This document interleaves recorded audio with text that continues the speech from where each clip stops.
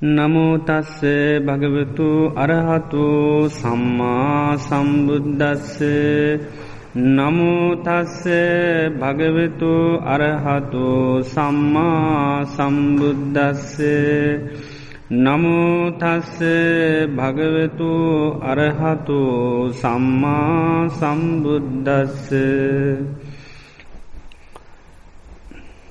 ශ්‍රද්ධාවන්ත පින්නතුනි, අපේ භාග්‍යවත් බුදුරජාණන් වහන්සේ වැඩඉන්න කාලේ බොහෝ පිරිසක් ධර්මය අවබෝධ කරගත්තා. ඒ ධර්මය අවබෝධ කරගත්ත පිරිස් අතරින් විවිධාකාර අය තමයි ධර්මය අවබෝධ කරගත්තේ. එකම ස්වරූපයක අය නෙවෙයි. සමහර අය ගත්තහම ඉතාමත්ම පුණ්‍යවන්ත අය, බාහිරව අපිට පේන පුණ්‍ය ස්වභාවය තිබුණු අය. සමහර අය රජවරු, ඒ අයගම සමහර අය විශේෂ විදිහේ පුණ්‍ය සත්‍යයෙන් ඇතුව ඉපදිලා හිටිය අය ධර්මය අවබෝධ කරගත්තා. අනිත් පැත්තෙන් ගත්තාම ඉතාමත්ම දුකී අසරණ අයත් ධර්මය අවබෝධ කරගෙන තියෙනවා. එකම ස්වරූපයක අය පමණක් නෙවේ, විවිධ විදිහේ කුසල් අකුසල් වින්දනය කරන පුද්ගලයන් ධර්මය අවබෝධ කරගෙන තියෙනවා. යසකුල පුත්‍ර වැනි බොහෝම පුණ්‍යවන්තය මේ ශාසනයේ සසුන්ගත වෙලා මේ ධර්මය අවබෝධ කරගත්තා. ඒවගේම සුනීත සෝපාක වැනි ඉතාමත්ම දුගී දුප්පත් එදා වේලවත් සමාල්ලාට කෑමබීමක් නැතුව හිටිය අය ශාසනයේ සසුන්ගත වෙලා ධර්මය අවබෝධ කරගෙන තියෙනු.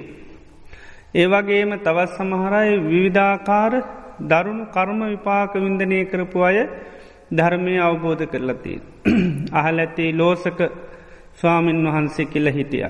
උන්වහන්සේට මේ බඩපිරෙන් ආහාර වේලක් ලැබෙන්නේ නෑ. ඒ තරමට දැන් දායකව දාන බෙදනකොට පේන්නේ පාත්‍රය පිරිලතියනවා. ඒ නිසා දාන බෙදන්නේ උන්වහන්සේට. ඒ කර්ම විපාකයක් වසයෙන්. ඉතින් එමුදු හරියට කුසේට ආහාරයක් නැතුව හිටිය අය මේ චතුරා සත්‍ය ධර්මය අවබෝධ කරගෙන අරිහත්වයට පත්වෙලා තිබෙනවා. ඒවගේම සමහරයි කරුම් විපාක වසයෙන් ජම්බුකාදක කියලා තාපසයකිට අසූචි අනුභව කරන්න කරම විපාක වසයෙන්. එමුදු අය පවා ධර්මය අවබෝධ කරගෙන තියෙන. ඒවගේම සමහරය දරුණු රෝග පීඩාවලට ලක්වෙලා රෝගාබාධ මේ සහිත පුද්ගලයන් ඒවති අද්දි ධර්මය අවබෝධ කරගෙන තියෙනවා. ඒවගේම සමහරය වර්තමාන වසයෙන් විධාකාර දුක්ඛයන්ට පාජන සිහි විකාලෙල පිස්වෙන් හිටිය අය ධර්මය අවබෝධ කරලා තින පටාචාරාව වගේ අය, කුණ්ඩලකේසි පටාචාරා වගේ අය ඉතාම විපත්තිවලට ලක්වෙලා සිහි විකල් වෙලා හිටපු අය බුදුරජාණන් වහන්සේගේ ධර්මය අවබෝධ කරගෙන තියෙනු. ඒවගේම තවත් සමහර උදවිය පුදුමාකාර වෙරවීරය වටලතියනව ධර්මය අවබෝධ කරගන්න. එක ස්වාමීන් වහන්සේ නමක් කියන අවුරුදු 25ක් භාවනා කළ සමාධයක් ලබලන. අවුරුදු 25ක්. දැ උපදෙස්වල කිසි අඩුවක් නෑන නේද. රහතන් වහන්සේලා හැම තැනම නේද. දහස් ගණන් රහතන් වහන්සල වැඩිහිටි කාලයක්. ඒත් සමාධිය වටල අවුරුදු 25ක් මේ සප්පදාස කියල ස්වාමීන් වහන්සේ නමක් අවුරුදු 25ක්ම සමාධිය වටල වරල ඒත් සමාධි මාත්‍රයක් ලැබිලනේ. ඉති අවුරුදු 25ක් වීරිය වටල නේද. අනික උපදෙස් ගත්තොත් එහෙම අපිට වගේ නෙවෙනේ. බුදුරජාණන් වහන්සේ වැඩ හිටිය රහතන් වහන්සේලා හිටිය ඕන තරම් උපදෙස් ගන්න පුළුවන්. එච්චරත් උපදේශ ලබාගෙන වීරිය වඩල වරලා සමාධිය නොලබල මේ කලකිරල දිවිනහ ගණ්ඩ ගිහිල්ල තමයි අරිහත්වයට පත්වෙලතිය. ඒ විදිහේ චරිත බුදුරජාණන් වහන්සේ කාලෙ හිටිය. සමාරයගේ ගත්තහම හිත් හරි දුරුවල. එමුදු හිත් දුරුවල හිත්තේ නාය පවා ජීවිත අවබෝධ කරගෙන තියෙනවා. ද අපිට ඒ වගේ සිද්ධි වුණොත් එහෙම අපි හොඳටම කලකිරෙනවා. ද අපි අවුරුදු 2-3ක් සමාධිය ලැබලා නේද? වඩා ගන්න බැරුවත් අපිට සමහරට එපා වෙන අවස්ථා තියෙනවනේ නේද? නමුත් ඒ කට්ටිය ඒ වගේ එච්චර කාලයක් එතකොට අපිටත් වැඩිය මන්දෝත්සාහයි මොකද සමහරලාට සමහරු පැවිදි වෙන්නේ උදේ හවස් වෙනකොට ධර්මය අවබෝධ කරගන්න අය ඒ කාලේ හිටියා. ඉතින් ඒ වගේ අය දකින්නකොට කොච්චර මානසිකව ස්වභාවයක් ඇති වෙනවා. නමුත් ඒ කට්ටිය මේ ධර්මයේ තියෙන ස්වභාවය හොඳට හඳුනාගෙන තමයි කටයුතු කරේ. හිතේ තියෙන ස්වභාවය හුඟක් අවබෝධ කරගෙන කටයුතු කරපු නිසා ඒ අය එමුදු දුර්වලතා තිබිලත් ජීවිතේ ජය අරන් තියෙනවා. එක ස්වාමීන් වහන්සේ නමක් අමුසොහොනට යනවා භාවනා කරන්න. අමුසොහොනට යන්නේ අසුබ වඩන්නනේ නේද? ඉතින් අමුසොහොනට ගිහිල්ලා ඉතින් ඔය අතහැරලා තියෙන කුණු වෙච්ච මලකුණු දිහා බලලා අසුබ වඩන්න තමයි වඩින්නේ. ඉතින් උන්වහන්සේ රාජදත්ත කියලා තේර ගාතාවල තියෙනවා. උන්වහන්සේ අමුසොහොනට ගිහිල්ලා දැන් තියෙන මලකුණු බලලා දැන් භාවනා කරන්න පටන් ගත්තා. ඒක මලකුණක් ළඟ දැන් ඕජා ගලන ශරීරයක්. ටික වෙලාවක් උන්වහන්සේ බලාගෙන ඉන්නකොට හිතට රාගයක් ඇති වුණා. ඉතින් උන්වහන්සේ ටික වෙලාවක් යනකොට සිහිය පිහිටියා. මම මේ මොකද්ද දැන් මේ කල්පනා කරන්න කියලා. ඉතින් දැන් අපිට ඒ වගේ වුණොත් එම් අපි හොඳටම කලකිරෙනවා. මලකුණටත් ආස ඇති වුණා නම් මං ඉතින් මේ භාවනා කරන්න පුළුවන් හිත හදන්න පුළුවන් පුජ්‍යලෙක් කියලා නේද? අපි බොහෝම පහළට වැටෙනවා. නමුත් උන්වහන්සේ දන්නවා හිතේ ස්වභාවය. යම් මොහොතක මේ හිත අයෝනිසෝ මනසිකාරයේ යෙදෙනවා නම් එතන මේ හිත නොමග යනවා. එතනින් උන්වහන්සේ තවත් මේකේ අනාත්ම භාවයේ තමාට අයත් නැති දෙයක් කියලා අවබෝධ කරගෙන උන්වහන්සේ පැය භාගයක් තරම් කාලයක් පැත්තකට ගිහිල්ලා බොහොම සිහිය උපදවාගෙන භාවනා කළා රහත් වුණා. බලන්න එච්චර හිත දුර්වලතාවයකට වැටලා තිබුණත් ඒත් අත්හැරියේ නැහැ. අත්හැරියේ නෑ. අන්න වීරිය වඩලා අරිහත්ත්වයට පත් වුණා. තව ස්වාමීන් වහන්සේ නමක් සක්මන් කරනකොට සක්මනේ නිදිමතට ඇදගෙන වැටුණා. නාගසමාල කියලා. ඒ තරම් නිදිමත. දැන් අපි වැටලා නැහැ නිදිමතේ නේද? ඒ ස්වාමීන් වහන්සේත් මේ සිහිය උපදවාගෙන බොහොම සංවේගයකටපත් වෙලා සුළු වේලාවකින් උන්වහන්සේත් රහත් වෙනවා. අන්න ඒ විදිහට මේ ධර්මයේ අවබෝධ කරගත්ත අය දිහා බැලුවාම විවිධ දුර්වලතා ඊළඟට විවිධ කර්ම විපාක විවිධ පුජ්‍යලයන් තමයි ධර්මය අවබෝධ කරගෙන තියෙන්නේ. එකම විදිහේ ස්වභාවයක අපි බාහිර පේන ස්වභාවයක ඉඳගෙන ධර්මය අවබෝධ කරගන්න. අපි හිතන්නේ ගොඩාක් සංසාරේ පාරමී පුරලා එහෙනම් බාහිරව හැමදේම වස්තු සම්පත් නේද? ඒ වගේ ඉන්න අය තමයි ධර්මය අවබෝධ කරගන්නවා වගේ තමයි පේන්නේ නේද? නමුත් එහෙම නෑ. ඒ කාලෙත් පුදුම විදිහේ සමහර අය පහසුවෙන් ධර්මය අවබෝධ කරගත්ත සමහර අය අර විදිහේ වෙරවීරිය වැඩලා ඒක ස්වාමීන් වහන්සේ නමක් කකුල් පැලෙනකන් සක්මන් කරලා තිනා ලේ සක්මනේ. ඒ තරමට වීරිය වැඩලා තියෙනවා.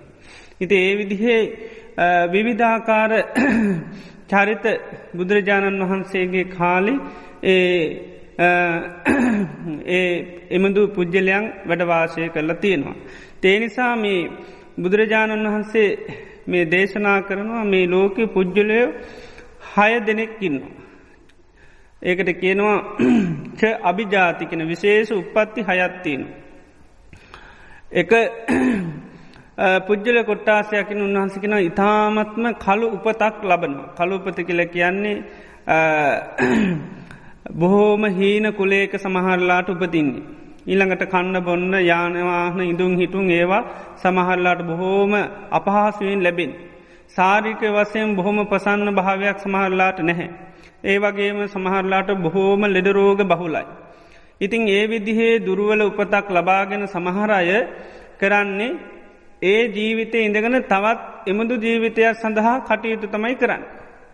එමුදු දුර්වල උපතක් ලබාගෙන ආයමත් අකුසල ධර්මයන් තමයි කරන්නේ. එතකොට කළු උපතක ජීවත් වෙලා තවත් කළු උපතක් හදාගන්න පිරිස් ඉන්නවා කියලා බුදුරජාණන් වහන්සේ දේශනා කරනවා. ඒ වගේම තවත් සමහර අය ඉන්නවා එමුදු කළු උපතක් ලබාගෙන ඉන්නේ. හැබැයි කල්්‍යයාන මිත්‍ර ඇසුරට පත්වෙල ජීවිතය අවබෝධ කරගෙන එයයි දකිනවා සංසාරය අපි කුසල් දහම් හරියට නොකර පින්ද මේ විදිහේ දුකී දුප්පත් ඉපදුනා මේ ජීවිතය අපි කුසල් කරන්න ඕන කියලා හොඳ යහපත් ජීවිත ගත කරනවා. බොහෝම අපහසුවෙන් අමාරුවෙන් ප්‍රතිපත්ති පුරාගෙනන්නවා. දාකුසල් කරොත් වැඩිදිදියට ජීවත්වනු ජීවත්තෙන්ට පහසුයි. නමුත් ඒවා නොසල කළ බොහෝම අපහසුවෙන් පින්දහම් කරගෙන ජීවත්වෙන. එතොට යා කලූපතක් ලබාගෙන සුදූපතක් ලබාගන්න ප්‍රතිපදාවේ ජීවත්වෙන කෙනෙ. තව කෙනෙක්කින්නවා එමුදුම කලූපතක් ලබාගෙන ඉන්නේ. කැනෙ බොහෝම දුර්වල ජීවිතයක් දුගී දුප්පත්ව ජීවිතයක් ඉඳුන් හිටුන් යානවාන සමහට නැහැ. එමුදු කෙනා ඒ ජීවිතය උපයෝග කරගෙන යා කළුත් නොවන ඊළඟට සුදුත් නොවන විමුත්ති අවබෝධ කරගන්න පුද්ගලයන් ඉන්නවා කියලා දේශනා කරලා තියෙනවා. අර විදිහේ දුරුල ජීවිතයක් ලබාගෙනින්ද යා ජීවිතය අවබෝධ කරගෙන බණ භාවනා කරලා එයා ආය උපතක් කරා නොයන විමුත්තිය අවබෝධ කරගන්න පිරිසින්නවා කියන. ඒවගේම තවකොට සක්කින්නවා ඉතාමත්ම සමුෘධිමත් ජීවිතයක් ලබනවා. යානවාන ඉඳුන් හිටුන් හැම දෙයක්ම හොඳට ලැබෙනවා. ඒවගේ මුසස් කුලවල උපදිනම. ඊළඟට ශරීර වසයෙන් ගත්තොත් එහෙම බොහෝම ලස්සන රූප සම්පත්තිය ලබනවා. ඊළඟට දැනවගත්කම් ලබනවා. එමුදු ජීවිතයක් ලබාගෙන ඉඳලා සමහරය ඒ ජීවිත ඉඳගෙන ආයමත් බොහෝම දුරුවල උපතක් කරාවෙන අකුසල ධර්මයන් සිද්ධ කරනවා. එතොට සුදූපතක ඉඳල කලූපතක් කරා තමයි ඒ අයගේ ජීවිත ගමන් කරන්න. එමුදු උපතක් කරා තමයි ඒ අය කටයුතු කරන්න. තවකොට කෙනෙක්කින්නවා බොහෝම ඒ වගේ සමුෘද්ධිමත් ජීවිතයක් ලබනවා ඒ ජීවිතය ඉඳගෙන බොහෝම කුසල් දහම් දියුණු කරනවා. හොඳ ජීවිතයක් ගත කරන. එතකොට අන්න සුදූපතක ඉඳලා තවත් සුදූපතක් කරා යන පුද්ගලෙක් බවට පත්වෙන. තව කෙනෙක් අර වගේම සමුෘද්ධිමත් ජීවිතයක් ලබල ඒ සමුෘද්ධිමත් ජීවිතය ඉඳගෙන එයා කරන්නේ කළුත් නුවන උපතක් නොවන සුදුත් උපතක් නොවන විමුත්තිය අවබෝධය සඳහා කටයුතු කරන ය විමුත්තිය අවබෝධ කරගන්න. අන්න ඒ විදිහට කුසල විපාක තියෙන අයත් මේ ධර්මය අවබෝධ කරගන්න පුළුවන් ඒ වගේ මර වගේ අකුසල විපාක දුරුවල ජීවිත ලබපු අයටත් මේ ධර්මය අවබෝධ කරගන්න පුළුවන්. ඒක අපිට අර අපි ඉපදල ඉන්න පරිසරය එහම නැත්තන් ජීවිතය අනුවනවේ ඒක මේ තස්සේරු කරන්න එහෙම නැත්තන් අපිට හිතාගන්න පුළුවන් වෙන්නේ. ඒකට බුදුරජාණන් වහන්සේ මිනුන් දණ්ඩක් දේශනා කළ තිනවා. කොහොමද කාටද මේ ධර්මය අවබෝධ කරගන්න පුළුවන් කෙනාගෙන හඳුනගන්න. ඒක තම තමම්ම තමයි හඳුනාගන්න තියන්න. මාලුන්කි පුත්‍ර කියල සූත්‍ර ඇත්තින ඒක දේශනා කරනවා බුදුරජාණන් වහන්සේ තැන් සමහරයට බණහන්ඩ ලැබෙන. බණහානකොට මේ සක්කාය නිරෝධය පිණිස බණ කියන. සක්කාය නිරෝධ සක්කාය කියන මේ පංචුපාදානස්කන්දයට මේ පංචුපාදානස්කන්දය තියෙන ඇල්ම නිරුද්ධ කිරීම පිණිස දහම් දෙසනකොට. හිතේ පැහැදීමක් ඇතිවෙන්නේ නැත්තම්. ඒ වගේම හිතේ තුළ බැසගන්න නැත්තම්. ඒකෙන් නිදහස්වෙන්ඩ කියල හැඟීමක් ඇතිවෙන්නේ නැත්තං.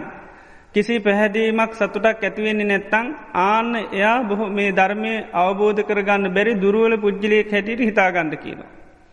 උපමාවකට පෙන්නෙනවා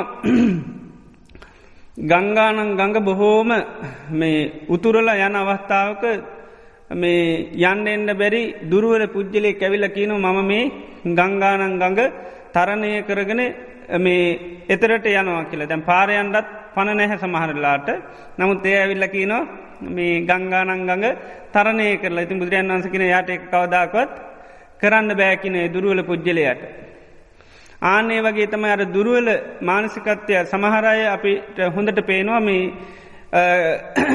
ජීවිතය අවබෝධය සඳහා බණ කියනකොට බොහෝම මේ බිම් බලා ගන්න ගතියක් තියෙනවා. ඈනු යන ගතියක් තියෙනවා. ප්‍රසාදයක් හිතේ ඇත්තටම ඇති වෙන්නේ. ඒක හොඳට එතකොට අපිටත් ඇත්තටම කියන්න බැරි ගතියක් එනවා. බණ අපිත් ඊට පස්සේ අනිත් පැත්තෙන් නතර කරන ගතියක් තියෙනවා. ඉතින් එහෙම සමහරවිට ඇත්තටම එහෙම තියෙනවා මේ කියනකොට ලොකු ප්‍රසාදයක් ප්‍රීතියක් ඇති වෙන්නේ. බිම් බලා ගන්නවා කියනකොට. ඉතින් අපේ දිහා බලන්නෙත් නෑ එතකොට. දැන් විහිළු තාලු කතාවක් කරොත් මූණ බලාන කතා කරනවා අර හොඳ බණක් කියනකොට බිම් බලා ගන්නවා. ඒ ඇත්තට මර ජීවිතාබෝධය සඳහා දේ කියනකොට එයාගේ හිතේ පැහැදීමක් ඇතිවෙන්න හිත පිහිටන්න එක. ආනේ අයට ධර්මය අවබෝධ කරගන්න අපහසු අය. එය ගොඩක් මේ ඉදිරියට එන්න වීරිය කරන්න වෙන. හැබැයි සමහරයට බුදුරජාණන් වහන්සේ කියනවා මේ චතුරාර්ය සත්‍යය එහෙම නැත්නම් මේ සක්කාය නිරෝධය පිණිස දහම් දෙනකොට හිත බොහොම පහදිනවා. බොහොම ප්‍රසන්න වෙනවා. හිත ඒ තුල බැස ගන්නවා, අවබෝධ වෙනවා. ආන්න එහෙම ස්වභාවයක් මනසේ තියෙනවා නම් එයයි හිතන්න කියන මට මේ ධර්මයේ අවබෝධ කරගන්න පුළුවන් කෙනෙක් කියලා. දැන් බොහෝම ජව සම්පන්න සත්‍ය සම්පන්න කෙනෙක් අර වගේ ගඟ ගලාගෙන ළඟට ඇවිල්ලා කියන මම මේක මේ තරණය කරගෙන ඉගුරට යනවා කියන. එතට බුදුරජාණන් වහන්සේ කියන එයාට පුළුවන් මොකද එයා බොහොම ජව සම්පන්න සත්‍ය සම්පන්න කෙනෙක්. අර සැරපාඩ කපාගෙන යන්න එයාට පුළුවන් කියනවා. ආන්න ඒ වගේ තමයි අර විදිහේ ධර්මයේ දේශනා කරනකොට හිතේ බොහොම පැහැදීමක් ඇති වෙනවා නම් ප්‍රසාදයක් ඇති වෙනවා නම් අවබෝධ වෙනවා නම් මේක කරන්න ඕනි කියලා හිතේ ආශාවක් ඇති වෙනවා නම් අන්න ඒ අයට පුළුවන් කියනවා ධර්මය අවබෝධ කරන්න. එතනින් තමයි අපිට පුළුවන්කම කියන්නේ තත්ත්වයකට එන්න පුළුවන් අපිට පුළුවන් ද මේ ධර්මයේ අවබෝධ කරගන්න. නැත්නම් අනිත් ස්වභාවයන් ගැන හිතලා බෑ. දැන් මොකද අපේ ජීවිත ගත්තොත් විවිධ දුර්වලතා තියෙනවා, විවිධ අපහසුකම් තියෙනවා, ශාරීරික ආබාධ තියෙනවා, කර්ම විපාක විඳින අය ඉන්න පුළුවන්. ඊළඟට විවිධාකාර විදිහේ මේ විපත්ති කරදර වලට ලක් වෙලා ඉන්න පුළුවන්. එමුදු ස්වභාවය එහෙම නැත්නම් වැරදි චරිත කියන්නේ වැරදි දේවල් අපෙන් සිද්ධ වෙලා තියෙන පුළුවන්. ඒවා මුල් කරගෙන අපිට පුළුවන්කමක් නැහැ තස්වීරු කරන අනේ මට නම් බැරි වේවි කියලා. ඉතින් බුදුරජාණන් වහන්සේ කාලේ අපි අර මුලින් මතක් කරේ විවිධ අය ධර්මය අවබෝධ කරගත්තා. ඉතින් අපිට මනින්න පුළුවන් එකම දේ තමයි අර විදිහේ අපිට මේ ධර්මයේ දේශනා කරනකොට බණ කියනකොට පැහැදීම ඇති වෙනවා නම් අන්න අපි එන්න ඕනේ මම මේ ධර්මය අවබෝධ කරගන්න පුළුවන් බහුවේ පුජ්‍යලෙන් මට මේ ධර්මයේ අවබෝධ කරගන්න පුළුවන් කියලා. එතකොට තමයි අපිට මේ ධර්මයේ කරා යන්න ඕනේ. අනිත් බාහිර දිහා බාහිර හැකියාවල් බලලා අපේ ජීවිත අඩු තත්සේරුවකට ලක් කරගන්න හොඳ නෑ. අන්න අර ස්වභාවය තිබුණොත් පමණයි. නැත්තම් අනිත් දුර්වලතා සමහරට භාවනා කරනට හිත සමාධිගත වෙන්නේ නැත්තම් හිත පිහිටන්නේ නැත්තම් මේ ඉඳ ගන්න අපහසුකම් අරව මෙව නේද අපිට එනවනේ. සමහරලාට ඉඳගෙන ඉන්න අමාරුයි. ඒ වගේ විවිධ දුර්වලතා තියෙනවා. ඉතින් ඒවා මුල් කරගෙන අපි සමහරලාට මේ බොහොම පසුබෑමකට ලක් වෙනවා මට නම් බැරි වෙයි කියලා. මට මොන හරි කර්මයක්ද දන්නෙත් නැහැ. මේ නේද? එහෙම අහන අවස්ථා බොහොමයක් තියෙනවා. ඉතින් ඒ නිසාන්න අපි දකින්න ඕනි අපි මේ බුදුරජාණන් වහන්සේ මේ විමුක්තිය සඳහා දේශනා කරපු ධර්මය අපිට අහනකොට අපේ හිතේ පැහැදීමක් ඇති වෙනවා නම් වැටහීමක් තියෙනවා නම් අන්න අපි මේ ධර්මයේ අවබෝධ කරගන්න පුළුවන් අය කියලා බොහොම ප්‍රීතියට පත් වෙන්න ඕනේ. එතකොට තමයි මේ ධර්මයේ කරා යන්න පුළුවන්. එහෙම නැති වුණොත් එහෙම සමහර වෙලාවට වීර්ය වැඩුවත් අපහසු වෙනවා. අර වගේ දුර්වල මානසිකත්වයක් තිබුණොත් බොහොම ප්‍රසාදයේ කියන එක තියෙන්න ඕනේ. අර චන්න ස්වාමීන් වහන්සේ ගැන අහලා තියෙනෝනේ මේ බෝසතාණන් වහන්සේට උදව් කරපු චන්න. එයා මහණ වුණාට පස්සේ බොහොම බුදුරජාණන් වහන්සේ වැඩ ඉන්න කාලේ මාන්නෙන් තමයි හිටියේ. කාගේවත් අවවාද අනුශාසනා බාර ගන්න කැමති වුණේ නැහැ. ඉතින් බුදුරජාණන් වහන්සේ නිසා පිරිනුවම් පානකම්ම ධර්මය අවබෝධ කරගන්න බැරි වුණා. ඊට පස්සේ බුදුරජාණන් වහන්සේ පිරිනුවම් පෑවට පස්සේ නියම කරා උන්වහන්සේට බ්‍රහ්ම දණ්ඩනය දෙන්න කියලා. ඊට පස්සේ බ්‍රහ්ම දණ්ඩනය දුන්නට පස්සේ තමයි හික්මුනේ.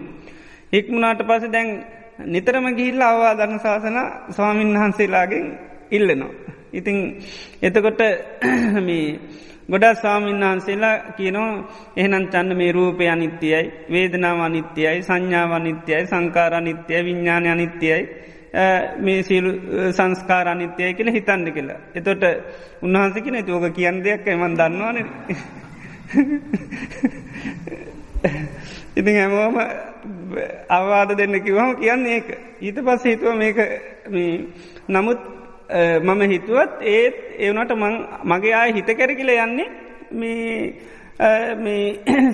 මේ පංච උපාදානස්කන්ධය ඇල්ම පිණිස තමයි අර එහෙම මේවා කරත් යන්නේ. ඉතින් කවුද මට මේ ධර්මයේ අවබෝධ කරලා දෙන්න පුළුවන් කෙනා?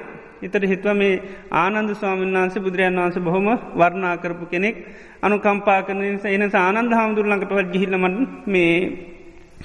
මේ උපදේශ ගන්න ඕනේ කියලා ඉතින් ආනන්ද ස්වාමීන් වහන්සේ කොසබෑ නුවර හිටියේ හිට ගියා ඉසිපතනේ ඉඳලා ගිහිල්ලා ආනන්ද ස්වාමීන් වහන්සේට කිව්වා ඒ වෙලාවේ ආනන්ද ස්වාමීන් වහන්සේ කිව්වා මේ එයාගේ දුර්වලතාව ඔක්කොම කිව්වට පස්සේ චන්න ස්වාමීන් වහන්සේ ගැන මම බොහොම සතුටු වෙනවා තමන්ගේ තියෙන මාන්නේ බිඳලා ස්වභාවයෙන්ම කිව්වා ඉතින් තමන්ගේ ස්වභාවය ඉදිරිපත් කරපු නිසා මේ චන්න ස්වාමීන් වහන්සේට ධර්මය අවබෝධ කරගන්න පුළුවන් කෙනෙක් කියලා කිව්වා ඒක කියනකොට තමයි යන්න හිතට ලොකු ප්‍රීතියක් ඇති වුණේ ඊට පස්සේ උන්වහන්සේ පොඩි දේශනයක් දේශනා කරා ඒක අවසානයේ සෝතාපන්න වුණා චන්න ස්වාමීන් වහන්සේ අන්න ඒ විදිහට අර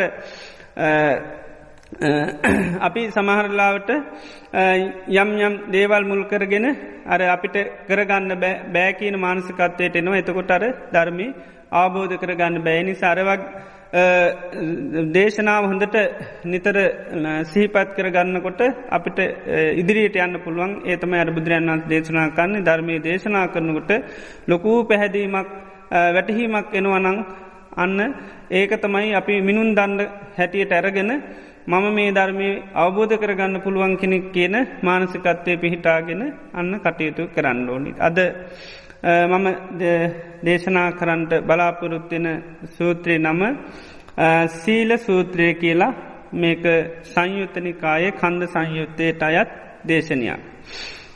මේ දේශනය දේශනා කරේ සාරිපුත්ත මහරහතන් වහන්සේ. එතරා කාලයක සාරිපුත්තු මහරහතන් වහන්සේ වැඩහිටියා ඉසිපතන මිගදායේ ඉසිපතන මිගදාය වැඩඉන්න කාලයේ සවස් කාලයක මහා කොට්ටිත කියලා තවත් රහතන් වහන්සේ නමක් හිටිය. මේ මහා කොට්ටිත මහරහතන් වහන්සේ මේ සාරිපුත්තු මහරහතන් වහන්සේ ළඟට පැමිණිලා උන්වහන්සේත් එක්ක කතාබහ කරලා එකක් පසක වාඩිුනාට පස්සේ මේ මහා කොට්ටිත ස්වාමීන් වහන්සේ සාරිපුත්ත මහරහතන් වහන්සේගෙන් අහනවා සීලවතාවසෝ සාරිපුත්ත බික්කුණා කතමේ ධම්මා යෝනිසෝ මනසිකා තබ්බා ආයුෂ්මත් සාරිපුත්තයන් වහන්ස මේ සිල්වත් බිස්ව විසින් කතමේ දම්මා මොනවගේ ධර්මද යෝනිසෝ මනසිකා තබ්බා නුවනින් මෙනෙහි කරන්න ඕනි සිල්වත් බිස්ව විසින් මොනවගේ දේවල්ද නුවනින් මෙනෙහි කරන්න ඕනි කියන ප්‍රශ්නය ඉදිරිපත් කරා. දැන් සාමාන්‍යයෙන් අපි පළමුවෙන්ම සීලය දියුණු කිරීම කරනවා නේද? සීලයක පිහිටලා සිල්වත් වෙනවා. ඉතින් ඒ සිල්වත් වුණාට පස්සේ නුවණින් මෙනෙහි කරන්න ඕනේ මොන වගේ ධර්මද කියලා ඇහුවා. එතකොට සාරිපුත් මහරහතන් වහන්සේ උත්තර දුන්නා සීලවතාවසෝ කොට්ටිත බික්කුණා පංච උපාදානස්කන්ධා අනිච්චතෝ දුක්ඛතෝ රෝගතෝ ගණ්ඩතෝ සල්ලතෝ අගතෝ ආබාධතෝ පරතෝ පලෝකතෝ ශුඤ්ඤතෝ අනත්තතෝ යෝනිසෝ මනසිකා තබ්බා කියලා. කොට්ටිතයන් වහන්සේ මේ සිල්වත් බිස්සුව විසින් මේ පංච උපාදානස්කන්ධයන් පිළිබඳ අනිච්චතෝ අනිත්‍ය වශයෙන් දුක්ඛතෝ දුකක් වශයෙන් රෝගතෝ රෝගයක් වශයෙන් සල්ලතෝ හුලක් වශයෙන් ගණ්ඩතෝ ගණ්ඩුවක් වශයෙන් අගතෝ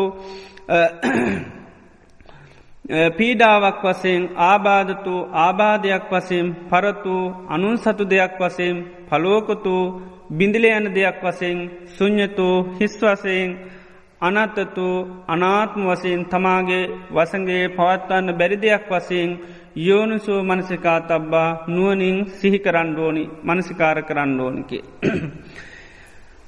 මේ විදිහට මේ පංච උපාදානස්කන්ධයන් රූප වේදනා සංඥා සංඛාර විඥාන කියන මේ පංච උපාදානස්කන්ධයන් පිළිබඳව යම් සිල්වත් බිස්සුවක් මේ විදිහට අනිත්‍ය වශයෙන් දුකක් රෝගයක් ගණුවත්වාලයක් වනයක් ආබාධයක් අනුන්සතු දෙයක් හිස් දෙයක් හැටියට අනාත්ම දෙයක් හැටියට යෝනිසෝ මනසිකාරයේ යෙදෙනවා නම් ආන්න ඒ බිස්සුව සෝතාපට්ටි ඵලය සාක්ෂාත් කරගන්නවා කියලා ප්‍රකාශ කරා. ඒ විදිහට පංච උපාදානස්කන්ධ තුළ පවතිනේ ආදීනවයන් සිහිකරනවා නං අන්නයා සෝතාපත්ති ඵලයට පත්වෙනවා කියලා. ඊට පස්සේ මේ කොට්ටිත ස්වාමින් වහන්සේ ආයමත් අහනවා සෝතාපන්නේන පනාවසෝ සාරිපුත්ත බික්කුණා කතමේ දම්මා යෝනිසෝ මනසිකා තබ්බා. සාරිපුත්‍රයන් වහන්සේ දැම් මේ සෝතාපන්න තත්වයට පත්වනා වූ භික්ෂුව විසින් කවර ධර්මයක්ද නුවණින් මෙනෙහි කරන්නට ඕනි. දැන් සෝතාපන්න වුණාට පස්සේ මොකද්ද නුවණින් මෙනෙහි කළ යුතු ධර්මතා. එතකොට කිව්වා සෝතාපන්නේනපිකෝ ආවසෝ කොට්ටිත බික්කුණා ඉමේ පංච උපාදානස්කන්ධා අනිච්චතෝ දුක්ඛතෝ රෝගතෝ ගණ්ඩතෝ සල්ලතෝ අගතෝ ආබාධතෝ පරතෝ පලෝකතෝ ශුඤ්ඤතෝ අනත්තතෝ යෝනිසෝ මනසිකා තබ්බා. එතකොට ඒ සෝතාපන්න භාවයට පත්වුණු භික්ෂුව විසිනුත් මේ පංච උපාදානස්කන්ධම තමයි ආයමත් අනිත්‍ය වශයෙන් දුකක් රෝගයක් ගඬුවක් තුවාලයක් වනයක් ආබාධයක් අනුන් සතු දෙයක් කැඩෙන බිඳෙන දෙයක් හැටියට ඒ වගේම හිස් දෙයක් අනාත්ම දෙයක් හැටියට නුවණින් විමසන්න ඕනී කියලා දේශනා කරා. ඒ විදිහට ඒ පංච උපාදානස්කන්ධයන් අනිත්‍ය දුක්ඛ අනාත්ම ඒ විදිහට යෝනිසෝ මනසිකාරයේ යෙදෙනවා නම් ආන්න එයා සකදාගාමි ඵලය සාක්ෂාත් කරගන්නවා කියලා දේශනා කරා. ඊට පස්සේ මේ කොට්ටිතු ස්වාමීන් වහන්සේ සාරිපුත්ත මහරහතන් වහන්සේගෙන් ආයමත් අහනවා සකදාගාමිනා පනාවසෝ සාරිපුත්ත බික්කුණා කතමේ ධම්මා යෝනිසෝ මනසිකා තබ්බා. එතකොට මේ සකදාගාමි තත්ත්වයට පත්වනා වූ භික්ෂුව විසිනුත් මොකද්ද නුවණින් මෙනෙහි කළ යුතු දේ. සකදාගාමි වුණාම පස්සේ මොකද්ද නුවණින් මෙනෙහි කළ යුතු දේවල්.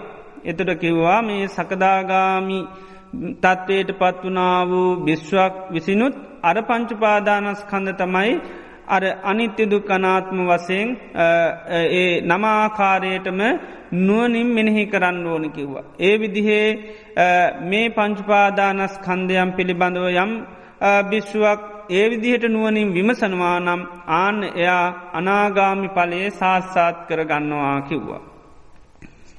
එතකොට සාරිපුත්ත මහරහතන් වහන්සේගෙන් ආයමත් අර කොට්ටිත ස්වාමින් වහන්සේ අහනවා අනාගාමිනාපනාවසෝ සාරිපුත්ත බික්කුණා කතමේ ධම්මා යෝනිසෝ මනසිකා තබ්බා. අනාගාමි තත්ත්වයට පත්වනා වූ ඒ භික්ෂුව විසින් කවර ධර්මයක්ද නුවණින් සිහි කළ යුතු වන්නේ. කවර ධර්මයක්ද නුවණින් මෙනෙහි කළ යුතු වන්නේ. එතකොට කියනවා අනාගාමිනාපිකෝ ආවසෝ කොට්ටිත බික්කුණා ඉමේ පංච උපාදානස්කන්ධා අනිච්චතෝ දුක්ඛතෝ රෝගතෝ ගණ්ඩතෝ සල්ලතෝ අගතෝ ආබාධතෝ පරතෝ පලෝකතෝ ශුඤ්ඤතෝ අනත්තතෝ යෝනිසෝ මනසිකා තබ්බා. මේ අනාගාමි තත්ත්වයට පත්වනා වූ භික්ෂුව විසිනුත් අර පංච උපාදානස්කන්ධ ධර්මම අනිත්‍ය වශයෙන් රෝගයක් ගණ්ඩ තුවාලයක් ඒ විදිහට නුවණින් විමසන්න ඕනි කිව්වා. ඒ විමසනකොට එයා අරිහත්ත්වයට පත් අරිහත් ඵලය සාක්ෂාත් කරගන්නවා කියලා ප්‍රකාශ කරා. ඊට පස්සේ ආයමත් සාරිපුත්ත මහරහතන් වහන්සේගෙන් මේ කොට්ටිත ස්වාමින් වහන්සේ අහනවා අරහතාපනාවසෝ සාරිපුත්ත කතමේ ධම්මා යෝනිසෝ මනසිකා තබ්බා. සාරිපුත්‍රයන් වහන්සේ මේ අරිහත්ත්වයට පත්වනා වූ ඒ රහතන් වහන්සේ කවර ධර්මයක්ද නුවණින් මෙනෙහි කරන්නට ඕනි කියලා. එතකොට කියනවා අරහතාපිකෝ ආවසෝ කොට්ටිත කොට්ටිතයන් වහන්සේ මේ අරිහත්ත්වයට පත්වනා වූ ඒ රහතන් වහන්සේ විසිනුත් මේ පංච උපාදානස්කන්ධ තමයි අනිත්‍ය වශයෙන් දුක් වශයෙන් රෝගයක් ගණ්ඩයක් තුවාලයක් වනයක් හැටියට නුවණින් මෙනෙහි කරන්නට ඕනි. ඊට පස්සේ කියනවා නත්තිපනාවසෝ අරහතෝ උත්තරින් කරණීයං. හැබැයි රහතන් වහන්සේට මේවා සිහි කරා කියලා ඉදිරියේදී ලබාගන්න එහෙම නැත්තම් කළ යුතු දෙයක් නැහැ කියනවා. උත්තරින් මේ කියන්නේ මත්තේ අවබෝධ කරන්න කියලා දෙයක් නැහැ. කතස්ස පටිච්චය කළ දෙයට තව දෙයක් කරන්න කියලා දෙයක් නැහැ. නමුත් මේ ධර්මයන් භාවිතා බහුලී කතා මේවා පුරුදු කිරීම තුළ ditta ධම්ම සුඛ විහාරාය මෙලොව වශයෙන් සැපසේ වාසය කරන්නට ඒ වගේම සිහිය නුවන පිණිස මේක හේතු වෙනවා කියලා ප්‍රකාශ කරා. මෙන්න මේ විදිහට මේ සාරිපුත්ත මහරහතන් වහන්සේගෙන් කොට්ටිත ස්වාමීන් වහන්සේ මේ අපි මේ සිල්වත් වෙලා අරිහත්වය දක්වා අපේ ජීවිතයේ පුරුදු කළ යුතු දේමකද්ද කියන එක සාරිපුත්ත මහරහතන් වහන්සේගෙන් විමසුවා. එතකොට මේ සිල්වත් ජීවිතයෙන් පටන් අරන් අපි සෝතාපට්ටි ඵලයට සකදාගාමි ඵලයට අනාගාමි ඵලයට අරිහත්ත්‍ය ඵලයට ඒට පස්සේ රහත් වුණාමත් කළ යුතු දේ උන්වහන්සේ දේශනා කරේ තමයි අපි පටන් ගන්නේදී කරන දේ තමයි අවසානය දක්වා ඊට පස්සේ කරන්න තියෙන්නේ. දැන් අපේ මේ ජීවිතේ ගත්තාම අපි මේ එක පැත්තකින් අපේ ජීවිතය පිළිබඳව ලොකු මුලාවක අපි ඉන්නවා. ඒ වගේම ලොකු දෘෂ්ටිගතවීමක ඉන්නවා. ඒ වගේම ලොකු ඇල්මක ඉන්නවා. දැන් මේ ලොකු මේ දෘෂ්ටියක ඒ වගේම ලොකු මුලාවක ඒ වගේම ලොකු ඇල්මත් තුළ තමයි අපි ජීවත් වෙන්නේ. අන්න ඒක තමයි අපේ ජීවිතේ ඇති කර ගන්න ඕනේ. පළමුවෙන්ම අපේ ජීවිතය පිළිබඳව ලොකු දෘෂ්ටිගතවීමක් තියෙනවා.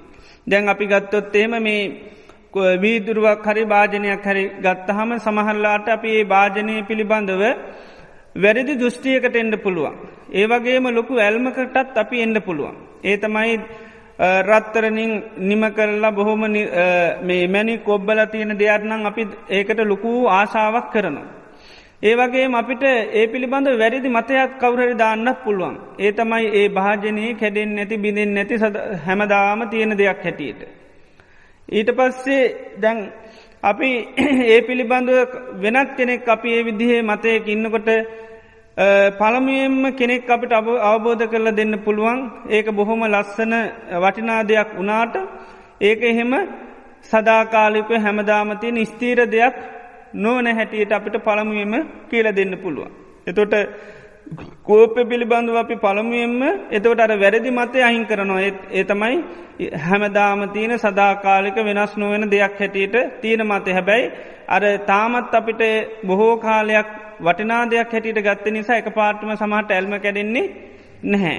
ආන්නේ වගේ තමයි ජීවිතය පිළිබඳවත් අපි මේ ජීවිතය පිළිබඳව ස්ථීර නිත්‍ය වෙනස් නොවන දෙයක් හැටියටත් අපේ හිතේ තියෙන.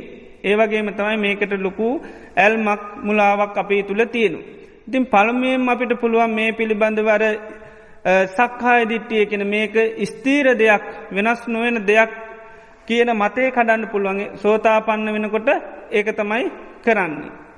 හැබැයි ඒ වුණාට පංච උපාදානස්කන්ධය පිළිබඳව බොහෝ කාලයක් අපි ඇලුම් කරපු නිසා ඒ ඇල්ම කියන එක අපිට තියෙනවා. ඉතින් ඒ නිසා අර කෝපය පිළිබඳව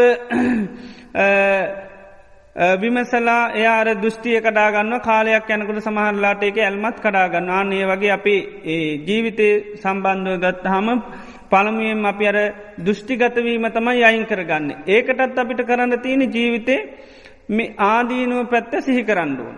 එතකොට තමයි ඒ දෘෂ්ටිය කැඩෙන්නේ. ඒ වගේම තියෙන ඇල්ම කඩාගන්නත් තියෙන්නේ අර මේ ආදීනුවම සලකන්න.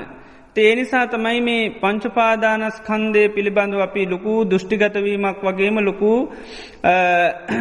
ආසාවක් ඒ වගේම ලොකු මැනගැනීමක් තියෙනවා. මාන්‍ය ගැන කියනකොට බුදුරජාණන් වහන්සේ කියන්නේ මේක දෝංකාර දෙන එකක් කියලා. මම කියන එක දෝංකාර දෙනවලු ජීවිතය ඇතුලේ. ඒ තරමට මේ නිකන් සද්දයක් විතර නෙවෙයි දෝංකාර දෙන එක. ඒතර සද්දේ නම් නිකන් නතර කරන්න පුළුවන්. දෝංකාරය නතර කරන්න ලේසි නෑ නේද? ඒ වගේ මම කියන එක දෝංකාර දෙන එකක් කියනවා. ඒ තරමට කාලයක් තිස්සේ මේ පිළිබඳව අපි අයෝනිසෝ මනසිකාරය තුලින් අපි ඇති කරගත්ත දෙයක්. ඉතින් ඒ නිසා තමයි මේක තිත්ත වෙන විදිහට තමයි මේ ආදීනුව සලකන්න තියෙන්නේ. එතකොට තමයි යන්න ජීවිතය පිළිබඳව මේ අර තියෙන සක්කාය දිට්ඨිය ඒ වගේම අර තණ්හාව මේ ඒ වගේම අවිද්‍යාව නැති කරගන්න පුළුවන්කම ලැබෙන්නේ. තිං ඒ නිසා සිල්වත් වනාට පස්සේ අපේ ජීවිත අවබෝධ කරගන්න මේ පංචුපාදානස්කන්ධයන් මේ විදිහට නුවනින් සලකල බලන්න සාරිපුත්තු මහරහතන් වහන්සේ මෙතන ප්‍රකාශ කරා. එතොට යෝනිසෝ මනසිකාරයේ තුළින් තමයි අපිට අපි දන්නවා දැන් සක්හාය දිට්ටිය නැති කරන්න සද්ධර්මස්වනය කරන්න ඕනි අනිත්තකමකදද යෝනිසෝ මනසිකාරයේ යෙදෙන්ඩ ඕනි. පාලියෙන් කියනවා පරසෝ ගෝසප්‍රත්තිය සහ යෝනිසෝ මනසිකාරය පරසෝ ගෝසප්‍රත්තිය ගැන අනුන්ගෙන් අහන්ඩෝනි. අහලා ඒ අහපු දේ පිළිබඳුව නුවනින් විමසන්ඩෝනි. ආන්නේ නුවනින් විමසීම තුළ තමයි යන්න අපිට ජීවිතේ මේ යථාර්ථය කියනක අවබෝධ කරගන්න පුළුවන්කම තියෙන්නේ. එතෝට යෝනිසෝ මනසිකාරයේ අර්ථකීපයක් තියෙනවා. එකක් යෝනිසෝ මනසිකාරයේ බුදුරජාණන් වන්ස පෙන්න්න ආහාරයක් වගේ. දැන් ආහාරයක් ගත්තොත් තමයි අපි පෝෂණය වෙන්නේ. ආහාර පිළිබඳව අපි කොච්චර දැන උගත්කන් තිබුණත් ආහාර ගබඩා කරගෙන හිටියත් කන්න නැත්තන් කාදාක්වත් පෝෂණයක් ලැබෙන්නේ නැහැ. ඒවගේ තමයි ජීවිතය පිළිබඳව අපි ධර්මය ගොඩාක් ඉගෙන කියාගෙන හිටියත් කටපාඩං කරගෙන හිටියත් අපි ඒව නුවනින් විමසන් නැත්තන් අපේ දෙයක් බවට ඒක පත්වෙන්නේ නැහැ. එනිසා මේ යෝනිසෝමනසිකාරය ආහාරයක් වගේ කියන ටික ටික කෑවොත් තමයි පෝෂණය වෙන්නේ. ඒ වගේම තවත් පැත්තකින් අර්ථයක් තමයි යෝනිසෝමනසිකාරය කියල කියන්නේ මේ යමක් විකාශනය කරගෙන බලනවා වගේ. දැන් ලෝකෙ මොන තරන් දේවල් තිබුණත් අපිට විකාශනය වෙන දේතමයි අපිට බලන්න පුළුව. අපි කිවු සිින්දු ගොඩාත්තියන චිත්‍රපටි ගොඩාත්තියන. දැ ඒවා එකක්වත් විකාශනය කරගන්න ඇත්තම් පේනවාද. ඒ කිසිවක් පේනෙ නෑ ඒකින් එතොට ගෙදර කොච්චර චිත්‍රපටි තිබුණත් අපිට විකාශනය කළ බැලුවත්තමයි හිනායන තැන්වලද අපි හිනාවෙන්නේ අඩන තැන්වලද අඩන්නේ නේද සතුට වෙන තැන්වලද සතුට වෙන්නේ එක විකාශනය කළ බැලුවොත්. චිත්‍රපටි තිබූ පමණින්ම ඒක වෙන්නේ නැහැ. ඒවගේ දැම් බාහිර ලෝකයේ විකාශනය කරගන්න දේවලුත් ඒක තමයි අපි ජීවත්තෙන්. දැන් සමාරය නිතරම විකාශනය කරගන්න දේශපාලන පසන. එතකොට තියන මොනවද නේද. නිතරම ඒවතමයි මනස වැඩ කරන්න නේද. දැන් සමහරය වෙනත් දේවල් ක්‍රීඩා සමහරයට නේද.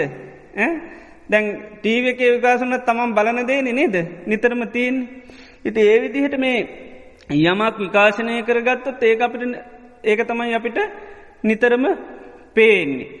ආන ඒ වගේ මේ යෝනිසෝමනසිකාරය කියන්නෙත් විකාශනය. විකාශනය කරල බැලුවත්තමයි අපිට පේන්නේ නැත්තන් තිබ්බට පේන්නේ නැහැ. දැන් සත්‍යය කියන එක බුදුරජාණන් වහන්සේ ලෝක නිර්මාණය කරපය කක්ද. නෑන නේද. දැන් බුදුරජාණන් වහන්සේ කියනකොට කියන්නේ උප්පාදෝවා තතාගතු තතාගතයන් වහන්සේ ඉපදුනත්. අනුපාදෝවා තතාගතු තතාගතයන්සේ ඉපදුනේ නැත්ත. මේ ලෝකෙ මේ චතුරාර් සත්‍යය පරි සම්පාද ධර්මයන්ගෙන් ටිතාව සාධම්ම ධාතුමයක ලෝකයේ තියෙන දෙයක්.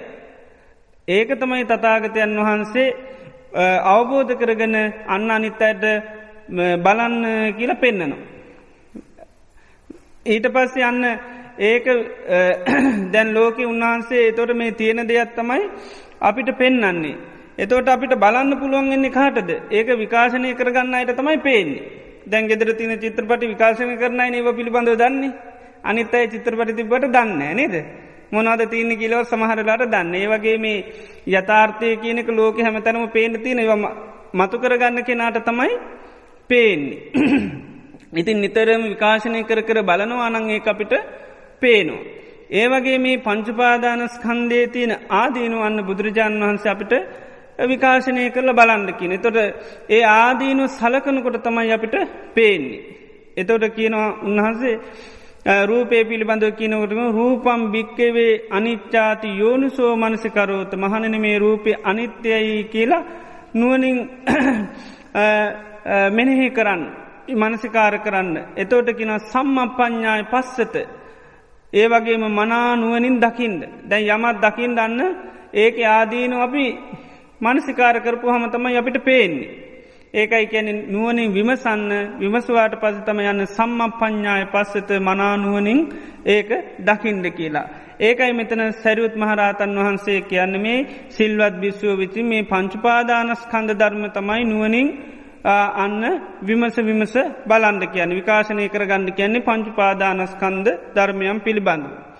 ඒතර පංච උපාදානස්කන්ධ ධර්ම පිළිබඳව අපි යම් වැටහීමක් කාටත් තියෙනව නේද? රූප, වේදනා, සංඥා, සංඛාර, විඥාන කියන මේ පහට තමයි පංච උපාදානස්කන්ධ කියලා කියන්නේ. ඉදිරියේදී තව විස්තර වශයෙන් කියලා දෙන්න පුළුවන්. ඉතින් රූපය කියලා කියන්නේ මේ සතර මහා ධාතුන්ගෙන් හටගත් දෙයට රූපය කියලා කියනවා. පඨවි, ආපෝ, තේජෝ, වායෝ කියන මේ සතර මහා ධාතුන්ගෙන් හටගත් දෙයට තමයි රූපය කියලා කියන්නේ. රූපේ අර්ථය තමයි සීත, ඌෂ්ණ, බඩගින්න, පිපාසාදියෙන් වෙනස් වෙලා යන නිසා තමයි මේ රූපය කියලා කියන්නේ. එතකොට රූපේ නිතරම හටගන්නේ ආහාර හට ගැනීමෙන් තමයි හටගන්නේ. ආහාර හතරක් තියෙනවා. මේ ආහාර හතර තමයි රූපය හටගන්නේ. ආහාර නැතිවීමෙන් මේ රූපය නිරුද්ධ වෙලා යනවා. එතකොට රූපේ තියෙන ස්වභාවය තමයි මේක පෙනුගුලක් වගේ. පෙනුගුලියක් ලොකුවර පේනවා හැබැයි හරවත් දෙයක් පෙනුගුලියේ නැහැ. ඒ වගේ තමයි රූපේ පිළිබඳවත් සාරවත් දෙයක් නැහැ. හැබැයි ලොකුවට පෙනුගුලියක් වගේ හොඳ නිර්මාණයක් හැටියට පේනවා. මේ ඒක තමයි රූපයේ ස්වභාවය. ඊළඟට අනිත් එක තමයි වේදනාව. වේදනාව සැප දුක් උපේක්ඛා වශයෙන් විඳීම් හටගන්න. ඒවා ඇහි ස්පර්ශය නිසා ඊළඟට කනේ නාසයේ දිවේ ස්පර්ශය නිසා තමයි නිතරම අපිට වේදනා හටගන්නේ. ස්පර්ශපත්තියෙන් තමයි නිතරම වේදනා හටගන්නේ. ඒතර වේදනාව කියන්නේ දිය බුබුලක් වගේ කියනවා. කොච්චර හටගත්තා පවතින දෙයක් නෙවෙයි වේදනා. ඉතින් ඊළඟට සංඥා කියන්නේ හඳුනා ගැනීම. අපි ඇහෙන් රූප බලලා හඳුන ගන්නවා. කනෙන් ශබ්ද අහලා හඳුන ගන්නවා. නාසයෙන් ගඳ සුවඳ ආග්‍රහණය කළ ඒවා හඳුන ගන්නවා. දිවෙන් රස හඳුන ගන්නවා.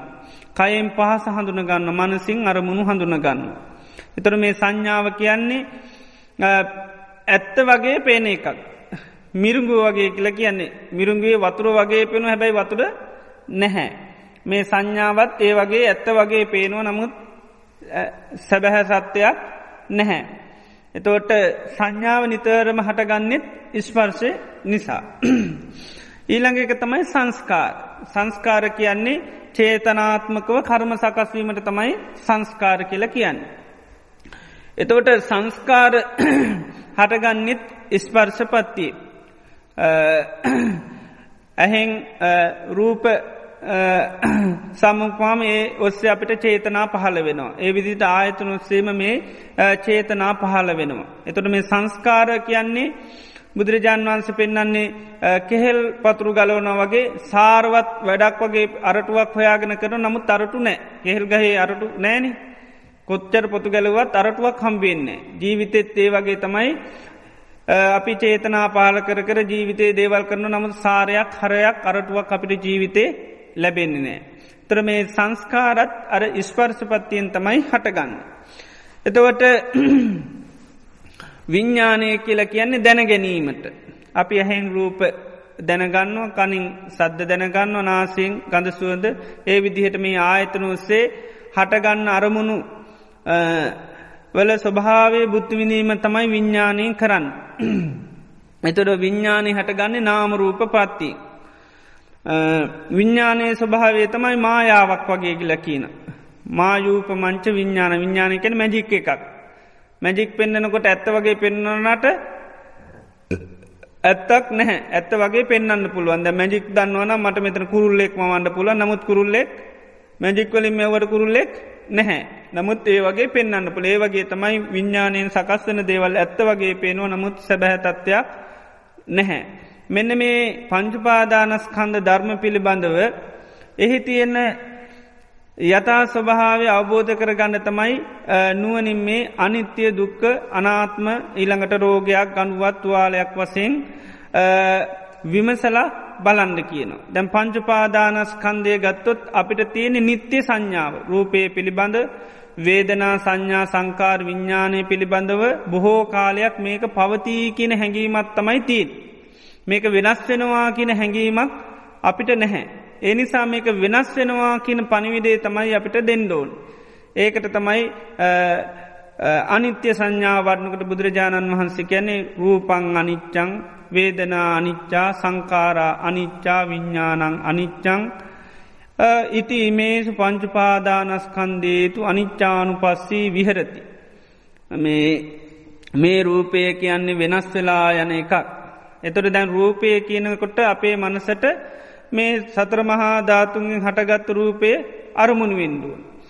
ඊළඟට මේක අනිත්‍යය කිය ඒක තියෙන ආදීනු ඇත්තම ඒ විකාශනය කරන්න. තොට අන්න අපි මේක වෙනස් වෙලා යන දෙයක් කියන දර්ශනය ඇතිකර ගණ්ඩු එක සම්ම පඤ්ඥාය පස්සත කියන එක මනානුවනින් දකින්නොකමික වෙනස් වෙලා යන එකක් කියලා. ඒ විදිහට වේදනාව පිළිබඳවත් එමයි වේදනාව අනිත්‍යය කියනකොට මේ විඳීම් කියනෙව වෙනස් වෙලා යනවා.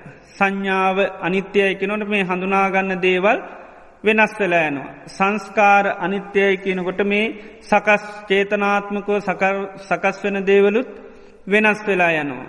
ඊළඟට විඤ්ඥානය අනිත්‍යය කියන්නේ මේ දැනගන්නා දේවලුත් වෙනස් වෙලා යනවා. ඒ විදිහට හිමීට නුවනින් විමසල බලන්ඩ කියලතමයි මෙතනද කියන්න යෝනිසෝ මනසිකා තබ්බා කියන එක නුවනින් විමසල බලන්ඩෝනි අර මංකුල් විකාශනය කරන්නඩන තොර තමයි අපට මේක තියන ස්වභාවය පේන්නේ. ඉතින් නැවත නැවත විකාශනය කරනකට තමයි යන්න ඒක ස්වභාවය අපිට කාලයක් යැනකොට අන්න නුවනට අවබෝධ කරගන්න පුළුවන්කම ලැබෙන තොට පංචුපාදානස්කන්දය පිළිබඳව අපිටන්න නිත්‍යයි කියන මේකත්ති නොන මේ අනිත්‍යයි කියලා සිහි කරන්න ඊට පස්ස අපිටන්න සිහිය පිහිටනවා. මේකෙදී මේ අපි යෝනිසෝමනසිකාරය යෙදෙනකොට බොහොම මේ හෙමීට තමයි විමසන්නට ඕඩි. දැන් අපේ හිත හරි වේගවත් එකක්. අපිට මේ වගේ දෙයක් හිතන්ඩකිවේ ගමන් තප්පරෙන් හිතල දාන්න තමයි සාමාන්‍යයෙන් හිතේ හුරුවතියෙන්. මේ වගේ දෙයක් දැන් නමෝ තර්ස කියන්න කිවොත් කියන්නේ හිමිට කිය නොද නිකන් තාලෙට එහෙම. ගොඩක් අඩුවන නේද? දැන් කෙනෙකුට නමෝතර්ස කියන්න කිවොත් ටක්ගාල කියන සිින්දුවක් කියන්න කිවොත් නේද? බොහම තාලෙට ලතාවට සාමාන්‍යෙන් කිය නැති මේ හිතේ ස්වභාවේ. ඒ වගේ දැන් මේ දේවල් හිතන්ඩ ගත්තොත් එහෙම බොහොම ඉක්මනට හිතල දාන ගතියත්තමයි තියෙන්. ඉතින් අර එතකොට මොකද වෙන්න මේ අර්ථය කියන එක අපේ මනසට යන්නේ නැහැ. ද අපි කෙනෙකුට යන්ඩ කියන යා වේගෙන් යනවා. අපි හනෝ යනකොට මොකක්ද දැක්කේ. එතට වේගෙන් ගීපු හමකුත් පේෙන්නේ නේද? ඒ වගේ දැ මේවා සිහි කරන්න කිවත් අපි නිකන් අර වේගෙන්කරොත් අපිට මොකුත් අන්න අර්ථය කියන එක පේනෙ නෑ ඒක ස්වභාවය කියන එක පේනෙ නෑ. ඒ නිසා බොහොම හිමීට තමයි නුවනින් විමසන්ඩෝනි. එතකොට තමයි ඒක තියෙන අර ආදීනුව ස්වරූප මේක වෙනස් වෙනවා කියන එක අවබෝධ කරගන්න පුළුවන්කම ලැබෙන්නේ. ඒ නිසා බොහොම හෙමිහිට තමයි මේ යෝනිසුමනස්කාරය යෙදෙන්ඩෝන. එතකොට තමයි අන්න අවබෝධ කරගන්න පුළුවන්කම ලැබෙන නැත්තන් හිතේ වේගෙට කරොත් එහෙම මොකුත් අර්ථය කියන එක දාගන්න බෑතොට අර සම්ම පඤ්ඥාය පස්සත මනානුවනින් දකිින්ට කියන එක බෑ දැන් අපිට අපි කාටහරි දෙනවා මොනහරි වීඩියෝ එකක් බලන්න එයා ගිහිල දාන අර වේගෙන් එතොරමක දෙන්න පේනවද මුකුත් එතොර කියන මේක මුකුත් නෑ නිකන් දගලනවා ටිකක් දැක්ක විතරයි කිය නේද යර හිමීට ඒක දැම්මොත්තමයි රූපරාම්පටික පේන්නේ ආන්නේ වගේ තමර හිතේවේකට දැම්මොත්තේ මුකුත් අපිට එතොර කියන කිසි හිතුවට මුකුත් අවබෝධ වෙන්නේ නේද එහෙම සමහරලාට කියන්නට පුළුවන් එනිසා බොහොම හිමීට තමයි නුවනේ විමසල බලන්නු තොට තමයි මේ අර්ථය කියනක වැටහෙන් නැත්තන් දැම් මේවයින් අපිට අවබෝධ කරගන්න බෑන කිව්වා නේද දැම් මේ දේශනාවල තින මේ විදිහට කරන්න කියලා නමුත් අපිට කරගන්න බැරිවෙනවා එතොට මේ නේද දැන් කියන සිල්වත් බිස්ුව මේ විදිරකර සෝතාපන්න වෙනවා කියලා දැන් අපිට නේද දැම් මෙම පාච්චි කරන්න බැරිවෙන්ඩ විදිහන්න නෑන මොනහරි කමයක් තියෙන් ඩෝන් නේද දැම් නැත්තම් මේ අවධාරණය කරලා කියන්න නැහැන දැම් මොනහරි කමවේදයක් අනිවාරෙන් තියනු ඒ නිසාද මේ කියන්නේ ඊළඟට අනිත්‍ය වසයෙන් ඊට පස්සේ බලන්ඩ කියන දුක්කතු දුකක් වසයෙන් බලන්ඩ කියන. අර රූපවේදනා සංඥා සංකාර විඤ්ඥාන අන්න දුකක් වසයෙන් බලන්ඩ කියන. රූපය දුකක්.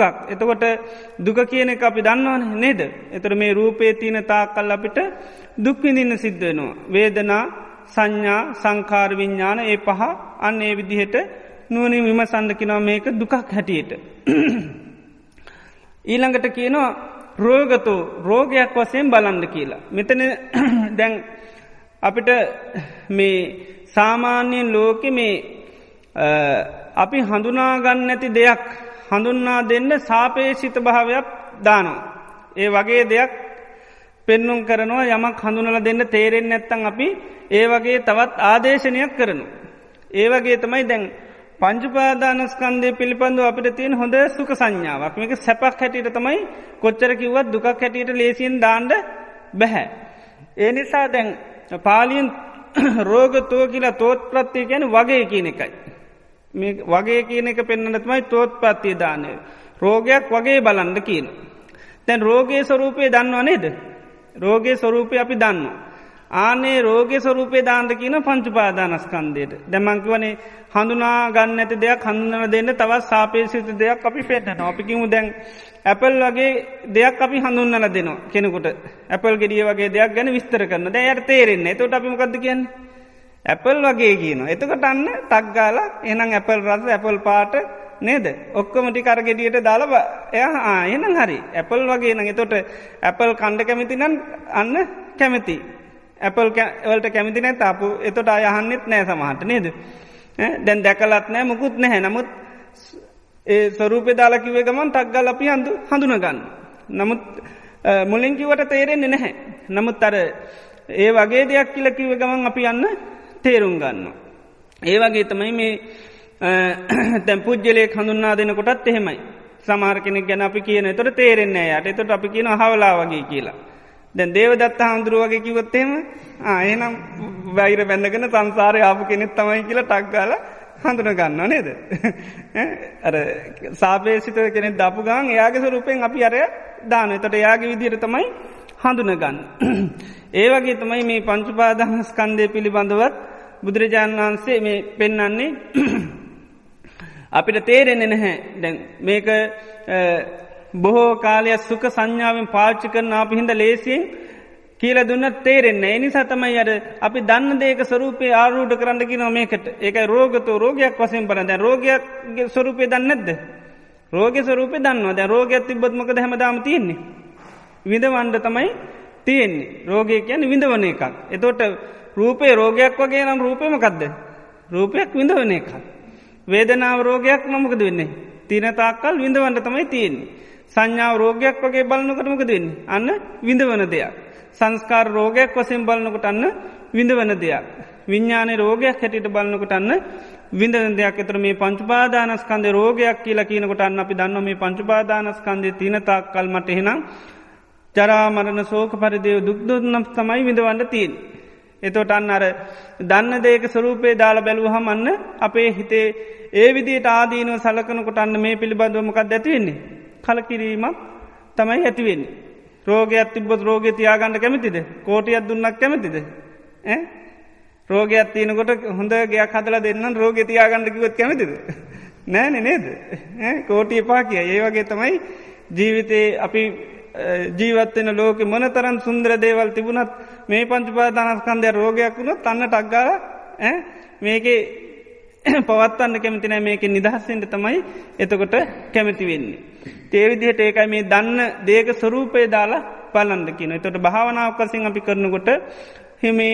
බොහොම සිහිය පිටවාගෙන මේ රූපය කියන්නේ රෝගයක් එතකොට අපිට අර්ථය එන්න ඕනේ මේ රූපේ තින තාක්කල් විඳවන්න සිද්ධ වෙන්නේ අර විකාශනය කළ කියන්නේ යෝනිසෝ මනසිකාරද සම්මප්පඤ්ඤාය පස්සත කියන නුවණින් දකින්න කියන ඒ තමයි මේක තින තාක්කල් මට විඳවන්න සිද්ධ වෙනවා වේදනාව රෝගයක් කියන විඳීම් පවතින තාක්කල් විඳවන්න තමයි ඒ විදිහට අර පහම නුවණින් විමසලා බලන්න පුළුවන් ඊළඟට ගණ්ඩතු ගඬුවක් වශයෙන් බලන්න කියනවා දැන් ශරීරයේ අපේ හැදෙනවනේ වන නේද දැන් වනයක් තියෙනකොට මොකද වෙන්නේ පෑරි පෑරි නිතරම පීඩා විඳින්න සිද්ධ වෙනවා වනයක් තියෙන තාක්කල් විසර ගෙඩියක් එහෙම තියෙන තාක්කල් ඇතුලෙන් හොඳ ඇදුන් දිදී අපිට පුදුම පීඩාවක් දෙන්නේ අන්න ඒ ස්වරූපය තමයි මේ පංච උපාදානස්කන්ධෙත් බලන්න කියනවා රූප වේදනා සංඥා සංකාර තියෙන තාක්කල් මේ ගණුවක් පවතිනවා වගේ අපිට විවිධාකාර පීඩාවල්වලට මේ රූපය මුල් කරගෙන විඳී මුල් කරගෙන ද වේදනහෙම හොඳට මැදුන් දෙනවන නේද චිත්ත පීඩාපුහම නේද පෑරි පෑරි නේද මේ හැම අරමුණක්ම කණ්ඩ කතා කරත් සමහරලාට නේද ඒවත් එක්කත් ගැටෙන ඒ තරමට රිදුම් දෙනවා හිත හිත ඒ විදිහට අන්න දකිින්ද කියෙන මේ පංචුපාදානස්කන්දය පවතින මේ විසර ගෙඩියක් පවතිනා වගේ අන්න තමන්ට බොහෝ කාලයක් ජරාමරණ සෝක පරිදේව දුක්දම්නස් වසයෙන් කායික මානසික පීඩා සන්තාප වසයෙන් බොහෝ දුක්විඳන්න සිද්ධ වෙනවා. ඉතිං අන්නේ විදිහට රූපය මේ ගඩුවක් හැටියට බලන්ඩ කියලා. වේදනා සංඥා සංකාරත් අන්නේ විදිහට. ඊළඟට සල්ලතෝ කියන හුලක් හැටියට බලන්ඩ කියන. දැන් අපිට මේ උලක් ඇනිලා තියෙනවාන.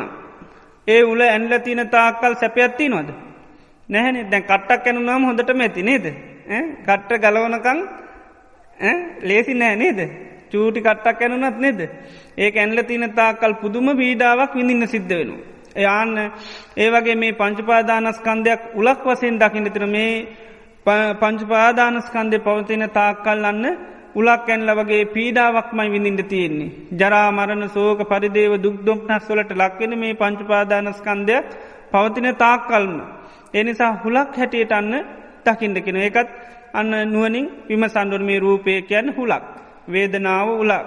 එතොට අර අර්ථය තමයි එන්න මේක තියන තාකල්ලට පීඩාවදිට තියන්නේ. රූපේ පවතින තාක්කල්. ඒ විදිහට අන්න නුවනින් විමසල බලන්න කියන. ඉළඟට අගතෝ කියන පීඩාකාරී දෙයක් හැටියට පංචුපාදානස්කන්දය බලන්ඩ කියනවා. මොනවාරි පීඩාකාරි දෙයක් තිනන ඒ පීඩාව තියෙනකං අපිට සැනසිල්ලක් නෑ සතුටක් නෑ ආන්නේ වගේ මේ පංචුපාදානස්කන්දයක් පීඩාකාරි දෙයක් හැටියට දකිින්ට කියන. ඊළඟට ආබාධතෝ කියන්නේ ආබාධයක් හැටියට දකිින්ට කෙන ද අතක් අකුලක් කැටල තින තාක්කල් මේ අපිට සැනසීමත්ති නොද. ඒක සුව වෙනකං නිතරම අපිට පීඩාකාරී ජීවිතයක් තමයි තියෙන්. සාරිරික වසයෙන් සුව පහසුකමක් නෑ. ඒ ආබාධයෙන් නිදහස් වෙනකම්ම පීඩාවිඳින්න තියෙන්නේ. ඒ වගේ තමයි පංචුපාදානස්කන්ධයක් පවතින තාකල් මේ ආබාධයකට අතක් අකුලක් පයක් කැරන වගේ තමයි ඒකෙන් නිදහස් වෙනකං අපිට සුව පහසු භාවයක් නෑ. නිති එනිසා මේ ආබාධයක් හැටියට දකිින්ට කියනවා. ඒවගේ ස්වරූප අපි දන්නවා. ඉතියානේ ස්වරූපයෙන් මේ පංචුපාදානස්කන්දය දිහා බලන්න කියන. අනිත් එක තමයි පරතු අනුන් සතු දෙයක් හැටියට දකිින්ට කියනවා. දැන් අනුන් සතු දෙයක් දැන් අපිට ඕනිදියට පාලනය කරන්න පුළුවන්ද. අනුන් සතු දේවල් වලින් ජීවත්වෙන ඕන අපිට ඕනිදියට පරිහරණය කරන්න පාලනය කරන්න පුළුවන්කමක් නෑ.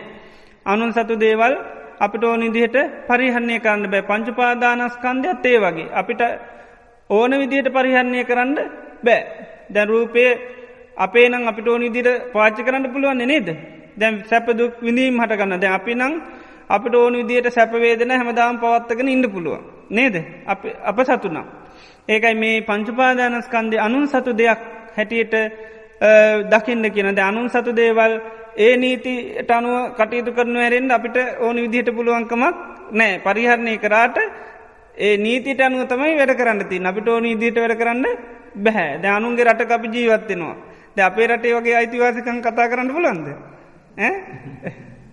මේ නේද බෑන නේද නීති අනුකූලෝම ජීවත්වෙනවා කිසි දෙයක් අපිට ඕන ඉදියට හැකියවල් තිබුණ සමහරලාට කරගණ්ඩ බෑ මොකද අපේ නොවන නිසා ආනේ වගේ තම පංචුපාදානස්කන්ධයක් අපට අයත් නොවන දෙයක් ඒ නිසා අනුන් සතු දෙයක් හැටියට නිතරම දකින්න කියනව බුදුරජාණන් වහන්සේ. එතකොට අනුන් සතු දෙයක් හැටියට දකිනකොට අන්න මේ පංචුපාදානස්කන්ධය පිළිබඳව තියෙන මගේ කියන අන්න හැඟීම මගේ කියන දෘෂ්ටිය අපෙන් ගැලවිලා යනු. ඊළඟට පලෝකතෝ හැඩිල බිඳිල යන දෙයක් හැටියට දකිින්ට කියනු. දැන් වහා බිඳින සුළු දෙයක් අපි විශ්වාසනීය තත්ත්වයකින් පරිහරණය කරනවාද. අපිකින් බිත්තරයක් එහෙම බෑක එක දානනකොට විශ්වාසයකින්ද ගෙන්නේ. නෑන නේද. ගේනකන් සුවරණෑ නේද කොයි වෙලේ බිඳිලයයිද දන්නේ නැහැ. දැම් මැටි භාජනයක් ඒ වගේ දේවල් අපි ලොකූ බලාපොරොත්තුව ලොකු විශ්වාසයකින් කටයුතු කරන්නේ නැහැ. කොයි වෙලේද දන්නේ නැහැ ඒවා වෙනස් වෙලා යෑම. ඒ වගේ තමයි මේ පංච උපාදානස්කන්ධය දකින්න කියන ඒ වගේ ඉක්මනින් බිඳිලා යන දෙයක්. අපිට විශ්වාසයකින් ස්ථීරත්වයකින් පරිහරණය කරන්න පුළුවන් එකක් නෙවෙයි. දැන් සමස්තයක් වශයෙන් ජීවිතේද ගත්තොත් එimhe ඉක්මනින් කොයි වෙලේ මැරෙන්නේ දන්නේ නැහැ. මේ කොයි වෙලේ මේ ජීවිතේ විනාශ වෙලා යයිද දන්නේ නැහැ.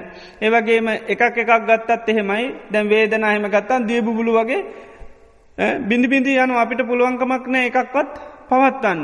ඒ නිසා මේ පංච උපාදානස්කන්ධය යන්න මේ බිඳිලා යන දේවල් හැටියට බලන්න කියනවා. එතකොට මේ රූපය කියන්නේ බිඳිලා යන දෙයක්. එතකොට දකින්න ඕනේ මේක ස්ථිර නැහැ. ඊළඟට වේදනාව මේ බිඳිලා යන දෙයක්. එතකොට දකින්න ඕනේ මේ දී බුබුලක් වගේ පවත්වන්න පුළුවන් දෙයක් නෙමෙයි හටගන්න විඳීම. හේතු හට ගැනීමෙන් හටගන්න හේතු නැතිවීමෙන් නැති වෙලා යනවා. ඊළඟට සංඥා සංකාර විඥාන ඒ විදිහට අන්න බලන්න පුළුවන්. අපි මොකද බිඳිලා යන දේවල් වල ස්වરૂපේ දන්න. විශ්වාසයකින් අපි පරිහරණය කරන්න. ඒ වගේ පංච උපාදානස්කන්ධයත් අන්න වහා බිඳෙන සුළු දෙයක් හැටියට දකින්න කියනවා. ඊළඟට ශුන්‍යතු හිස් වශයෙන් බලන්න කියනවා. දැන් ශුන්‍යතය කියලා කියන්නේ මේ ගොඩාක් මතවාදයට පත් වුණු වචනයක්. දැන් ශුන්‍යතය කියන එක බුදුරජාණන් වහන්සේ තෝරලා තියෙන්නේ දැන් ශුන්‍යතය කියනකොට හිස් කියලානේ අපිට තේරෙන්නේ නේද? හිස් කියනකොට සමහරට මොකුත් නැති විවිධ අදහස් එන්න පුළුවන්. දැන් ශුන්‍යත වශයෙන් බලන්න බුදුරජාණන් වහන්සේ උගන්වලා තියෙන්නේ රූපේ ගැන කියනකොට රූප ගැන කියනකොට කියනවා ශුන්‍යත මිදං අත්තේනවා අත්තනීයංවා. මේක හිස් වෙලා තියෙන්නේ මොකෙන්ද? අත්තේනවා තමා කියා හෝ තමාට අයත් කියන අය ස්වરૂපයෙන් තමයි මේ රූපේ හිස් වෙලා තියෙන්නේ. රූපේ තියෙන හිස් ස්වභාවය තමා කියලා හෝ තමාට අයත් කියන දේෙන් තමයි හිස් වෙලා තියෙන්නේ. ඒ නිසා අන්න ඒ විදිහට තමයි බලන්න ඕනේ. මේ රූපේ ශුන්‍යතය කියලා මේ රූපේ හිස් දෙයක් කියලා කියන්නේ මගේ කියලා හෝ මට අයත් කියන දේෙන් හිස් මේ රූපය. එහෙම අයිතියක් රූපය තුල නැහැ. ඉතින් ඒ ස්වභාවයෙන් තමයි බලන්න ඕනේ.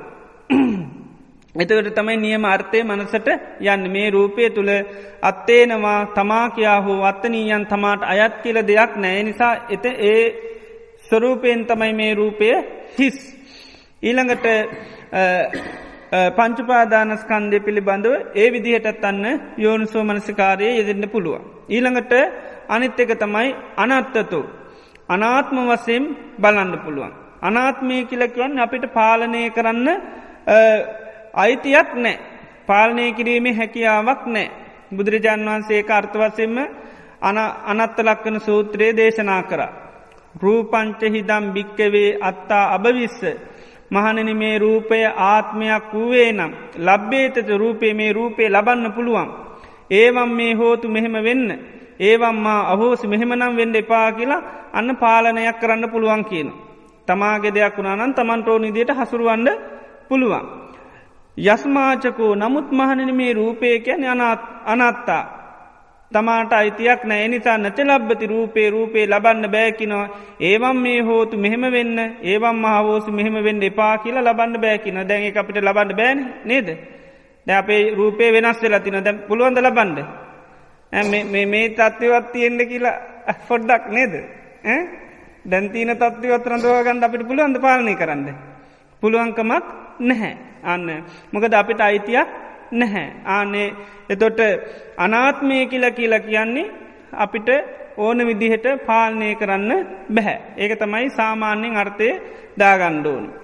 ඉතින් එතකොට අන්න රූපේ බලන්න කියන අනාත්ම වශයෙන් Tamanට පාලනය කරන්න බැරි දෙයක්. ඒ විදිහට අන්න ආදීනව සලකන්න කියනවා. එතකොට රූපේ පිළිබඳව මමේ මාගේ මට අයිති කියන පළමුවෙන්ම තියෙන දෘෂ්ටිගත වීම නැති වෙලා යනවා. ඊට පස්සේ තමයි ඒ පිළිබඳව අස්මිමාන්නේ අපිට රහත් වෙනකොට නැති කරගන්න පුළුවන්. මේ විදිහට මෙන්න මේ පංච උපාදානස්කන්ධ ධර්ම පිළිබඳව සාරිපුත්තු මහරහතන් වහන්සේ කියනවා සිල්වත් භික්ෂුව විසින් අන්න ඒ විදිහට යෝනිසෝ මනසිකාරයේ යෙදෙන්න. මේක ඔක්කොම නැතත් තම තමන්ට හොඳට හිතට කාවදින දෙයක් අරගෙන අන්න නුවණින් විමසන්න පුළුවන්. එතකොට කාලයක් මේ දේ පුරුදු කරනකොට අන්න අපි බලාපොරොත්තු වෙන ජීවිතේ අපේ තුල තියෙන වැරදි හැඟීම ඒ තමයි අපි නිත්‍ය සංඥාවන්නේ සුක සංඥාවේ ආත්ම සංඥාව තුළ අපි ජීවත්වෙන්නේ අන්නේ නිත්‍ය සුක ආත්ම කියන ඒ සංඥාව අයින් වෙලා අපිට මේක අනිත්‍ය දෙයක් දුකක් අනාත්ම දෙයක් හැටියට අන්න අවබෝධ කරගන්න පුළුවන්කම ලැබෙනවා.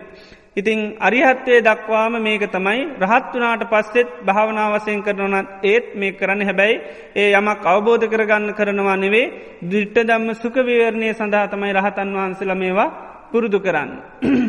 ඉති ඒ නිසා මෙන්න මේ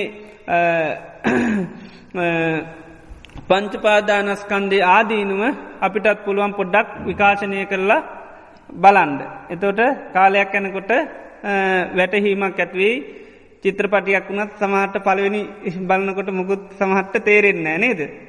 දෙතුන් වතාවක් බලන්නකොට තමයි ඇතුලේ තියෙන දේවල් නේද.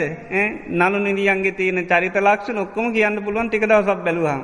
පළවෙනි දවසේ වැඩිය තේරෙන්නේ. ඒ වගේ තමයි මේකත් නියම අර්ථ අපිට අවබෝධ වෙන්න කාලයක් පුරුදු කරනකොට ඇත්තටම අර්ථ අවබෝධ කරගන්න පුළුවන්. ඒ නිසා නුවනින් විමසමින් අර නුවනින් යුතුව එක දකිින් ඩෝනි එතකොට තමයි අපිට මේක අවබෝධ කරගන්න පුළුවන්කම ලැබෙන්නේ. ඒ නිසා කැමති අයට මේ තමන්ට වැටහෙන හිතට කාවදින දෙයකින් මේවා වරින් වර භාවනා කරන අවස්ථාවලදී පුරුදු කරන්න පුළුවන්.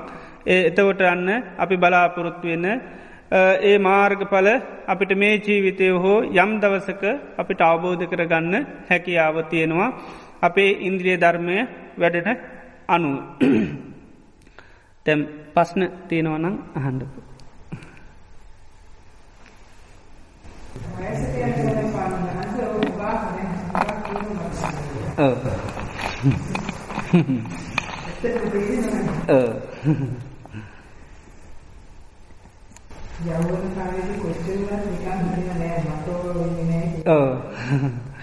ඒකන ඒකට කියන්න මදය කියලා දැ මත්තල ඉන්න කාලේ දන්නෑන වෙරිවෙලා ඉන්නවා කියලා නේද. වෙරිවෙලා ඉන්න කරන කතා කරන භාෂාව වැරදුනා කියලා දන්න නේද.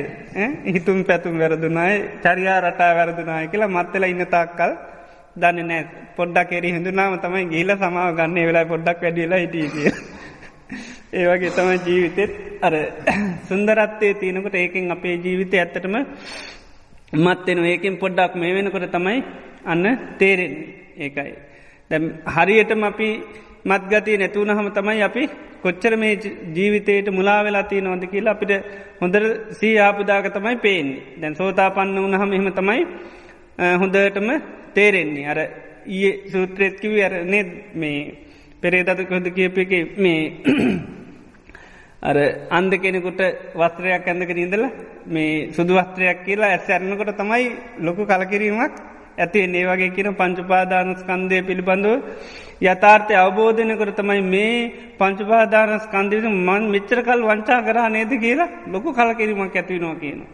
ඒ නිසා අපිට සාමාන්‍යෙන් කෙලෙස්වලින් දැන් අපේ මනස මුතුවෙලා තියහින්ද දැන් අපි මුතුවෙලා ඉන්නවා කියලා අපිට තේරුමක් නැහැ. ඒකින් නිදහසච්චි දාග තමයි තවත් හොඳටම වැටහෙන්නේ.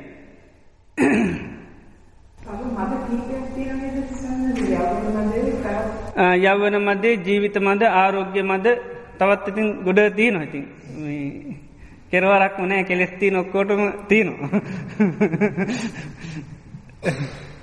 ජීවිතයක දේවල් තිනට ඒකක් එකක් ගාන මත්වෙන ඒ පිළිබඳව කැනෙ ඕනාට වැඩි හිතන්න ගේපම ඒ ස්වභාවෙන් අපි මුතුවෙන ඒකයි.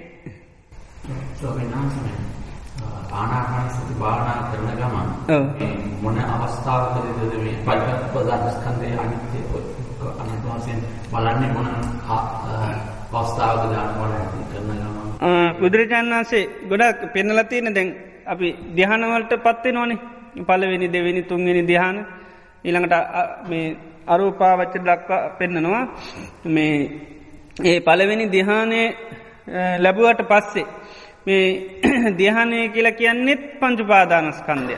ධ්‍යාන කියන්නේ පංචුපාදානස්කන්ධයක්. ආන්නේ ධ්‍යාන පංචුපාදානස්කන්ධයක් හැටියට හඳුන්වාගෙන ඒකත් අන්න මේ විදිහට බලන්ඩ කියලා ගොඩාත් තැන්වල දේශනා කරනවා.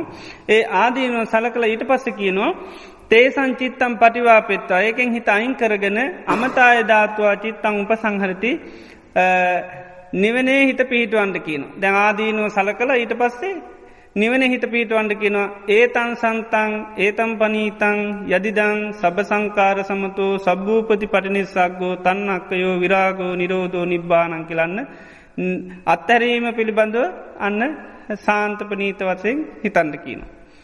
ඉත ඒ විදියට මේ පළවෙනි ධ්‍යානයේදලා මේ විඤ්ඤාණංචායතනය දක්වාම පුළුවන් නේව සංඥානා සංඥායතනය ඒක නැගී සිටලා තමයි වඩන්න කියලා සඳහන් වෙන්නේ. අනිත් ඒවා ඒ ධ්‍යානවලට පත්වලා ඒ ධ්‍යාන සිත කියන්නේ මේ පංච උපාදානස්කන්ධයක් හැටියට දැකලා ඒක මේ ඒ පංච උපාදානස්කන්ධය අනිත්‍ය දෙයක් රෝගයක් ගඬුවක් තුවාලයක් හැටියට ආදීනු හිතලා ඊට පස්සේ යන්න නිර්වාණයට හිත පිහිටුවන්ට කෙනවා. තේ සංචිත්තම් පටිවාපෙත ඒකින් හිත වලක් කලා අමතා ජාතුවත් චිත්තං උපසංහරති සිත පිහිටුවන්ට කියනවා අන්න නිවන නිවීම අත්හැරීම් පිණිස. ඒක තමයි ඒතන් සන්තම් මේක තමයි සාන්ත මේක තමයි ප්‍රදේ නම් එනම් යදිදන් සබ්බ සංඛාර සමතු සීලු සංස්කාරයන් සංසිඳුණු සබ්බූපදි පටිනිස්සග්ගෝ සීලු උපදීන් අත්හැරුණු තන්නක්හයෝ තන්නාව ශේවුණු විරාගෝ ඇල්ම දුරුකරපු නිරෝධෝ ඇල්ම නිරුද්ධ කරපු නිබ්භානං නිවීම තමයි සාන්තපනීත දේ හැටියට අන්න නිරෝධ සංඥා විරාග සංඥා හැටියට භාවනා කරන්න කියලා ගොඩාක් සූත්‍රවල සඳහන් වෙනවා.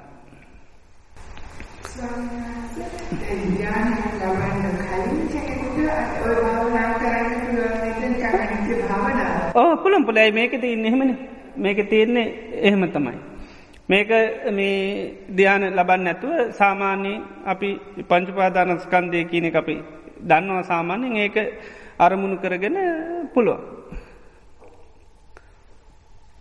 ඒ ධ්‍යාන නොලබ කෙනෙකුට මේක කරන්න පුළුවන් ධ්‍යාන ලැබුවත් ඉතින් පහසුයි. මං කිව්වේ අර මේ ඇවිදින කෙනෙකුට පණිවිඩ කියන්න ගියොත් ටිකක් අමාරුයි නතර කරලා කියන්න ගියොත් ටිකක් ලේසි. හිත තැන්පත් කරගෙන කරන්න කරොත් ටිකක් ලේසි. නමුත් හරියටම ධ්‍යාන හොඳටම පිහිටන්නේ අනාගාමි අයට එහෙම තමයි ඒ අයගේ ස්ථීරවම පිහිටන. අනිත් අය උපදව ගත්තත් බොහොම අපහසුයි පවත්වන්න. නිතරම ධ්‍යාන කියන එක පිරිහෙනවා ඉක්මනට. අපිට තියෙන පුළුවන් තරම් සමාධියට හිත පත් කරලා මේ ආදීනු මේ ජීවිතේ මේ පංච උපාදානස්කන්ධේ මේවා කරන්න. එතකොට තමයි ඒ නීවරණ යටපත් වෙච්ච වෙලාවක මේ ධර්මයේ අවබෝධ කරගන්න හැකියාව තියෙනවා. ධ්‍යානයට එනකොට හිත ලෝකෝත්තර තත්ත්වයට ඒවා ඔක්කොම ලෞකිකයි. ඔව් ලෞකික දේවල් තමයි ධ්‍යාන කියන්නේ. ඒකනේ පිරිහෙන්නේ. ඒකයි. ධ්‍යානලාභී උඩින් යන අය සමහරලාට පිරිහෙනවා. හැබැයි ඒකේ තියෙන ධර්මතාවයක් තමයි හිමීට තමයි පාත් වෙන්නේ බිමට. බය වෙන්න එපා. ඒවා කතා ගොඩාක් ඉස්සර අතීතේ සිද්ධි තියෙනවා ඉතින්. ධ්‍යාන කියන්නේ ශනිකව සමහරට පිරිහිලා යනවා ඉතින්. විසභාගාරම්මණයක් සම්මුඛ වෙච්ච ගමන්ම අයෝනිසෝ මනසිකාරයේ දෙච්ච ගමන් ධ්‍යාන පිරිහෙනවා ඉතින්. දැන් අතීතේ ඉතින් අපි ධ්‍යානලාභීන් වෙලා අහසින් ගමන් කරලා ඇති ඔක්කොම ඉද්ධිපාත්‍යාරි පාලා ඉන්න අය මේ. දැන් නැති වුණාට. බෞද්ධ නොවන අයට ඒ ධ්‍යාන ලබනවන විවිධ ක්‍රම වලට ධ්‍යාන භාවනා තියෙනවා. ඉතින් විවිධ ක්‍රම වලට මේවා ලබලා අභිඥාත් ලබලා දැන් දේවදත්ත ස්වාමීන් වහන්සේත් ලැබුවනේ නේද? උන්වහන්සේත් ධ්‍යාන අභිඥා ලැබලා මේ අජාසත් කුමාරයා ළඟට ගියේ නිකම්නේ සර්පය මවාගෙන ගියේ. ඉතින් හිතුවා බුදුරජාණන් වහන්සේටත් වැඩි බල සම්පන්න කෙනෙක් කියලා. බුදුරජාණන් වහන්සේ නිකම් පයින්නේ රජමාලිගාවට. දේවදත්ත හඳුරුව උඩින්ම ජනේලෙන් ඇවිල්ලා කාමරේටම ආවා. එනකොට මේ මුළු ඇඟේම නයි ශරීරය. ඒතකොට බොහොම බය වුණා. ඊට පස්සේ බය වෙන්න එපා මම දේවදත්ත හඳුරුව කිව්වා. ඊට පස්සේ තමයි යන්න එයා පැහැදුනේ. ඉතින් ඒ විදිහට ධ්‍යාන ලබාගෙන හිටියත් කෙලෙස් මතුවනහම ඔක්කොම පිරිහෙනවා. ඉතින් බුදුරජාණන් වහන්සේ කියනෝනේ දේවදත්ත හඳුරුව ගැන කියනකොට කියනවා මේ කරන්න තියෙන දේ නොකර මේ සාමාන්‍ය දේවල් කරපු නිසා තමයි දේවදත්ත හාමුදුරු පිරිහීමට පත්වනේ. සමහරලාට ඇත්තට විපස්සනාවටලා මේ වුණාන රහත්තෙන්ටත් හැකියාව තියෙන කෙනෙක්. ඒකයි. මොකද ඒ වෛරය යටපත් කරගන්න පුළුවන්. වෛරය කියන්නේ නිත්‍ය එකක් නෙවෙයිනේ. හිතට බුදුරජාණන් වහන්සේ නුරුස්සනවා නම් ගිහින් කිව්වනම් ඇයි කියලා දකින්නකොට නේද? වහන්සේ දකින්නකොට මට වෛරයක් ඇති වෙනවා කියලා කිව්වනම් එතන කියනවා මෙන්න පටන් ගත්ත තැන කියලා නේද? අතාරින්න පුළුවන් ඇත්තට. ඒක නිත්‍ය දෙයක් නෙවෙයි ඇත්තට. වෛරය කියන එක. ඒක අතහරින්න පුළුවන්. ඒ වගේ අතාරේ අය උඩ හිටියනේ බුදුරජාණන් වහන්සේ කාලේ. ඉතින් නමුත් එයා මොකද කරේ අර මේ කෙලෙස් ගති වලට යට වුණා. මේ බුදුරජාණන් වහන්සේ කියන්නේ ලාභයෙන් දේවදත්ත හාමුදුරුවෝ යට වුණා.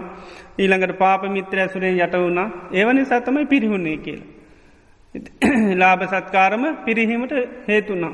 දැන් දේවදත්ත ස්වාමීන් වහන්සේට උදේට දවල්ට දානෙට කරත්ත 500ක දානෙනවා. ඉතින් ස්වාමීන් වහන්සේලා ගිහින් බුදුරජාණන් වහන්සේට කිව්වා මේ කරත්ත 500කින් දැන් දේවදත්ත ස්වාමීන් වහන්සේට මේ අජාසත් කුමාරයා කෑම වෙනවා. බුදුරජාණන් වහන්සේ කිව්වා ඒවට ප්‍රිය කරන්න එපයි කිව්වා. කෙහෙල් ගහේ මේ කන් වැටෙන්නේ මේ හොඳට නෙවෙයි කිව්වා. කෙහෙල් ගස්වල කන් වැටෙනවා කෙහෙල් ගහ විනාශ වෙනවා කිව්වා. ඊළඟට මේ වෙළඹකට පැටියෙක් හම්බෙනවා කියන්නේ හොඳකට නෙවෙයි කිව්වා. මරණය සඳහා කියනවා. ඒ වගේ කිව්වා ඔය ලාභ සත්කාර ලැබෙන්නේ හොඳකට නෙවෙයි යාගේ පිරිහීම පිණිස කිව්වා. ඉතින් ඒ විදිහට අන්න අර ලාභ සත්කාර කීර්ති ප්‍රශංසා වලට යට වුණ නිසා අන්න දිනු කරන්න පුළුවන් මේක නැති වුණා. ඉතින් ඒ නිසා දේවදත්ත ස්වාමීන් වහන්සේ ගැන කියනකොට බුදුරජාණන් වහන්සේ කියනවා මේ වාලග්ග කොට කියන්නේ මේ අස්ලමත් තරම් හොඳ දෙයක් තියෙන තාක්කල් දේවදත්ත ස්වාමීන් වහන්සේ අපාය යනවා කියලා කිව්වේ නැහැ කියනවා. ඒත් නැති වුණා තමයි කිව්වේ අපායිකෝ නේරිකෝ අපාය යන නියත වශයෙන් මේ අතේ කිච්ච කියන්නේ මේ ආය පිළියමක් කරගන්න බැරි කෙනෙක් හැටියට ප්‍රකාශ කරේ අර හොඳයි කියන දේ ගෑවිලවත් නැති වුණාට පස්සේ කියනවා. හොඳයි කියන එක අර මේ අස්ලමත් තරම්වත් පේන්නේ නැති වුණාට පස්සේ කියනවා කිව්වේ. ඒ නිසා අඩුපහඩු තිබුණාට උන්වහන්සේට උනත් බුදුරජාණන් වහන්සේ කියනවා මේ කළ යුතු දේ කරා නම් ওই තත්ත්වෙ වෙන්නේ නැහැ කියලා. සමහරලාට ඇත්තටම රහත් වෙන්න තිබුණා. මොකද දැන් අභිඥා ලැබපු කෙනෙක් නැති. අනිත් පැත්තට හැරෙවුවා නම් හරි. එතකොට දැන් අපිට මේ පොඩි සමාධියක්වත් බෑනේ.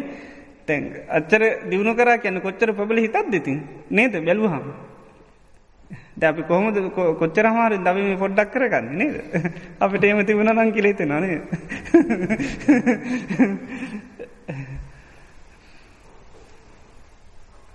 එහෙනම් හොඳයි මේ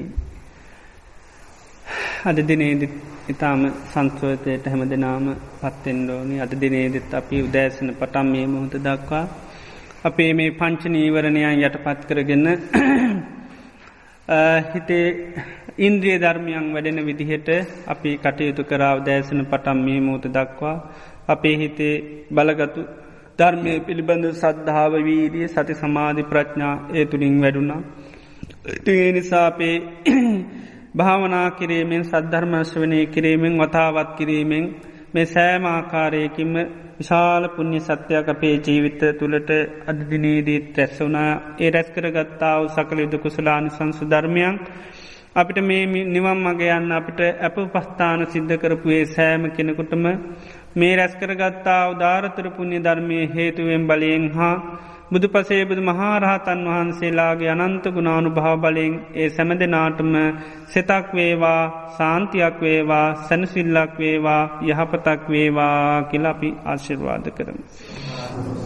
ඒ වගේම මේ උතුම් පුණ්‍ය ධර්මයන් නමිමිය පල්ලෝගේ යම් තාක් ඥාතීන් වෙත්නම් සිරු ඥාතීන් මේ පින දැක අනුමෝදන් වේවා සැපවත් භාවයට පත් වේවා ප්‍රාර්ථනීය බෝධියකින් සාන්ත අමා මහ නිවනින් සැනසේවා කියලා පින් අනුමෝදන් කරමු.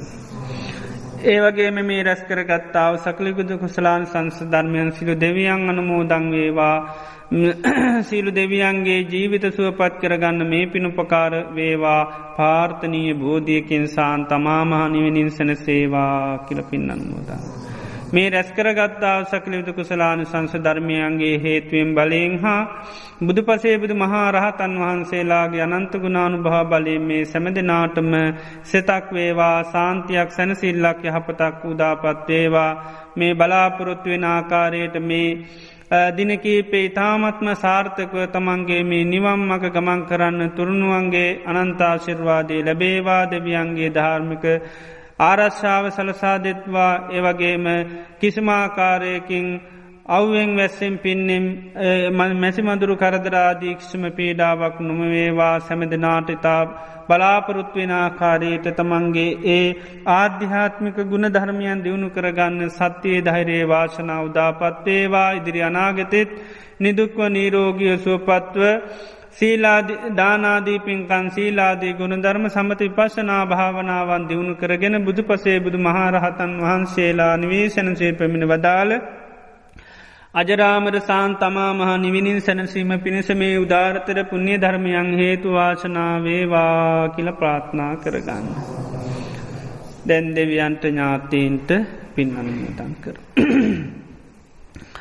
ඉදංවෝ ඥාති නංහෝතු සුකිතා හුන්තු ඥාතයෝ ඉදංවෝ ඥාති නංහෝතු සුකිතා හුන්තු ඥාතයෝ ඉදංවෝ ඥාති නංහෝතු සුකිතා හුන්තු ඥාතයෝ එත්තාවතාච අම්මිහි සම්බදම් පුඤ්ඤ සම්පදං සම්බේදේවා අනුමෝදන්තු සම්බ සම්පත්ති සින්දියා එත්තාවතාච අම්මිහි සම්බදම් පුඤ්ඤ සම්පදං සම්බේදේවා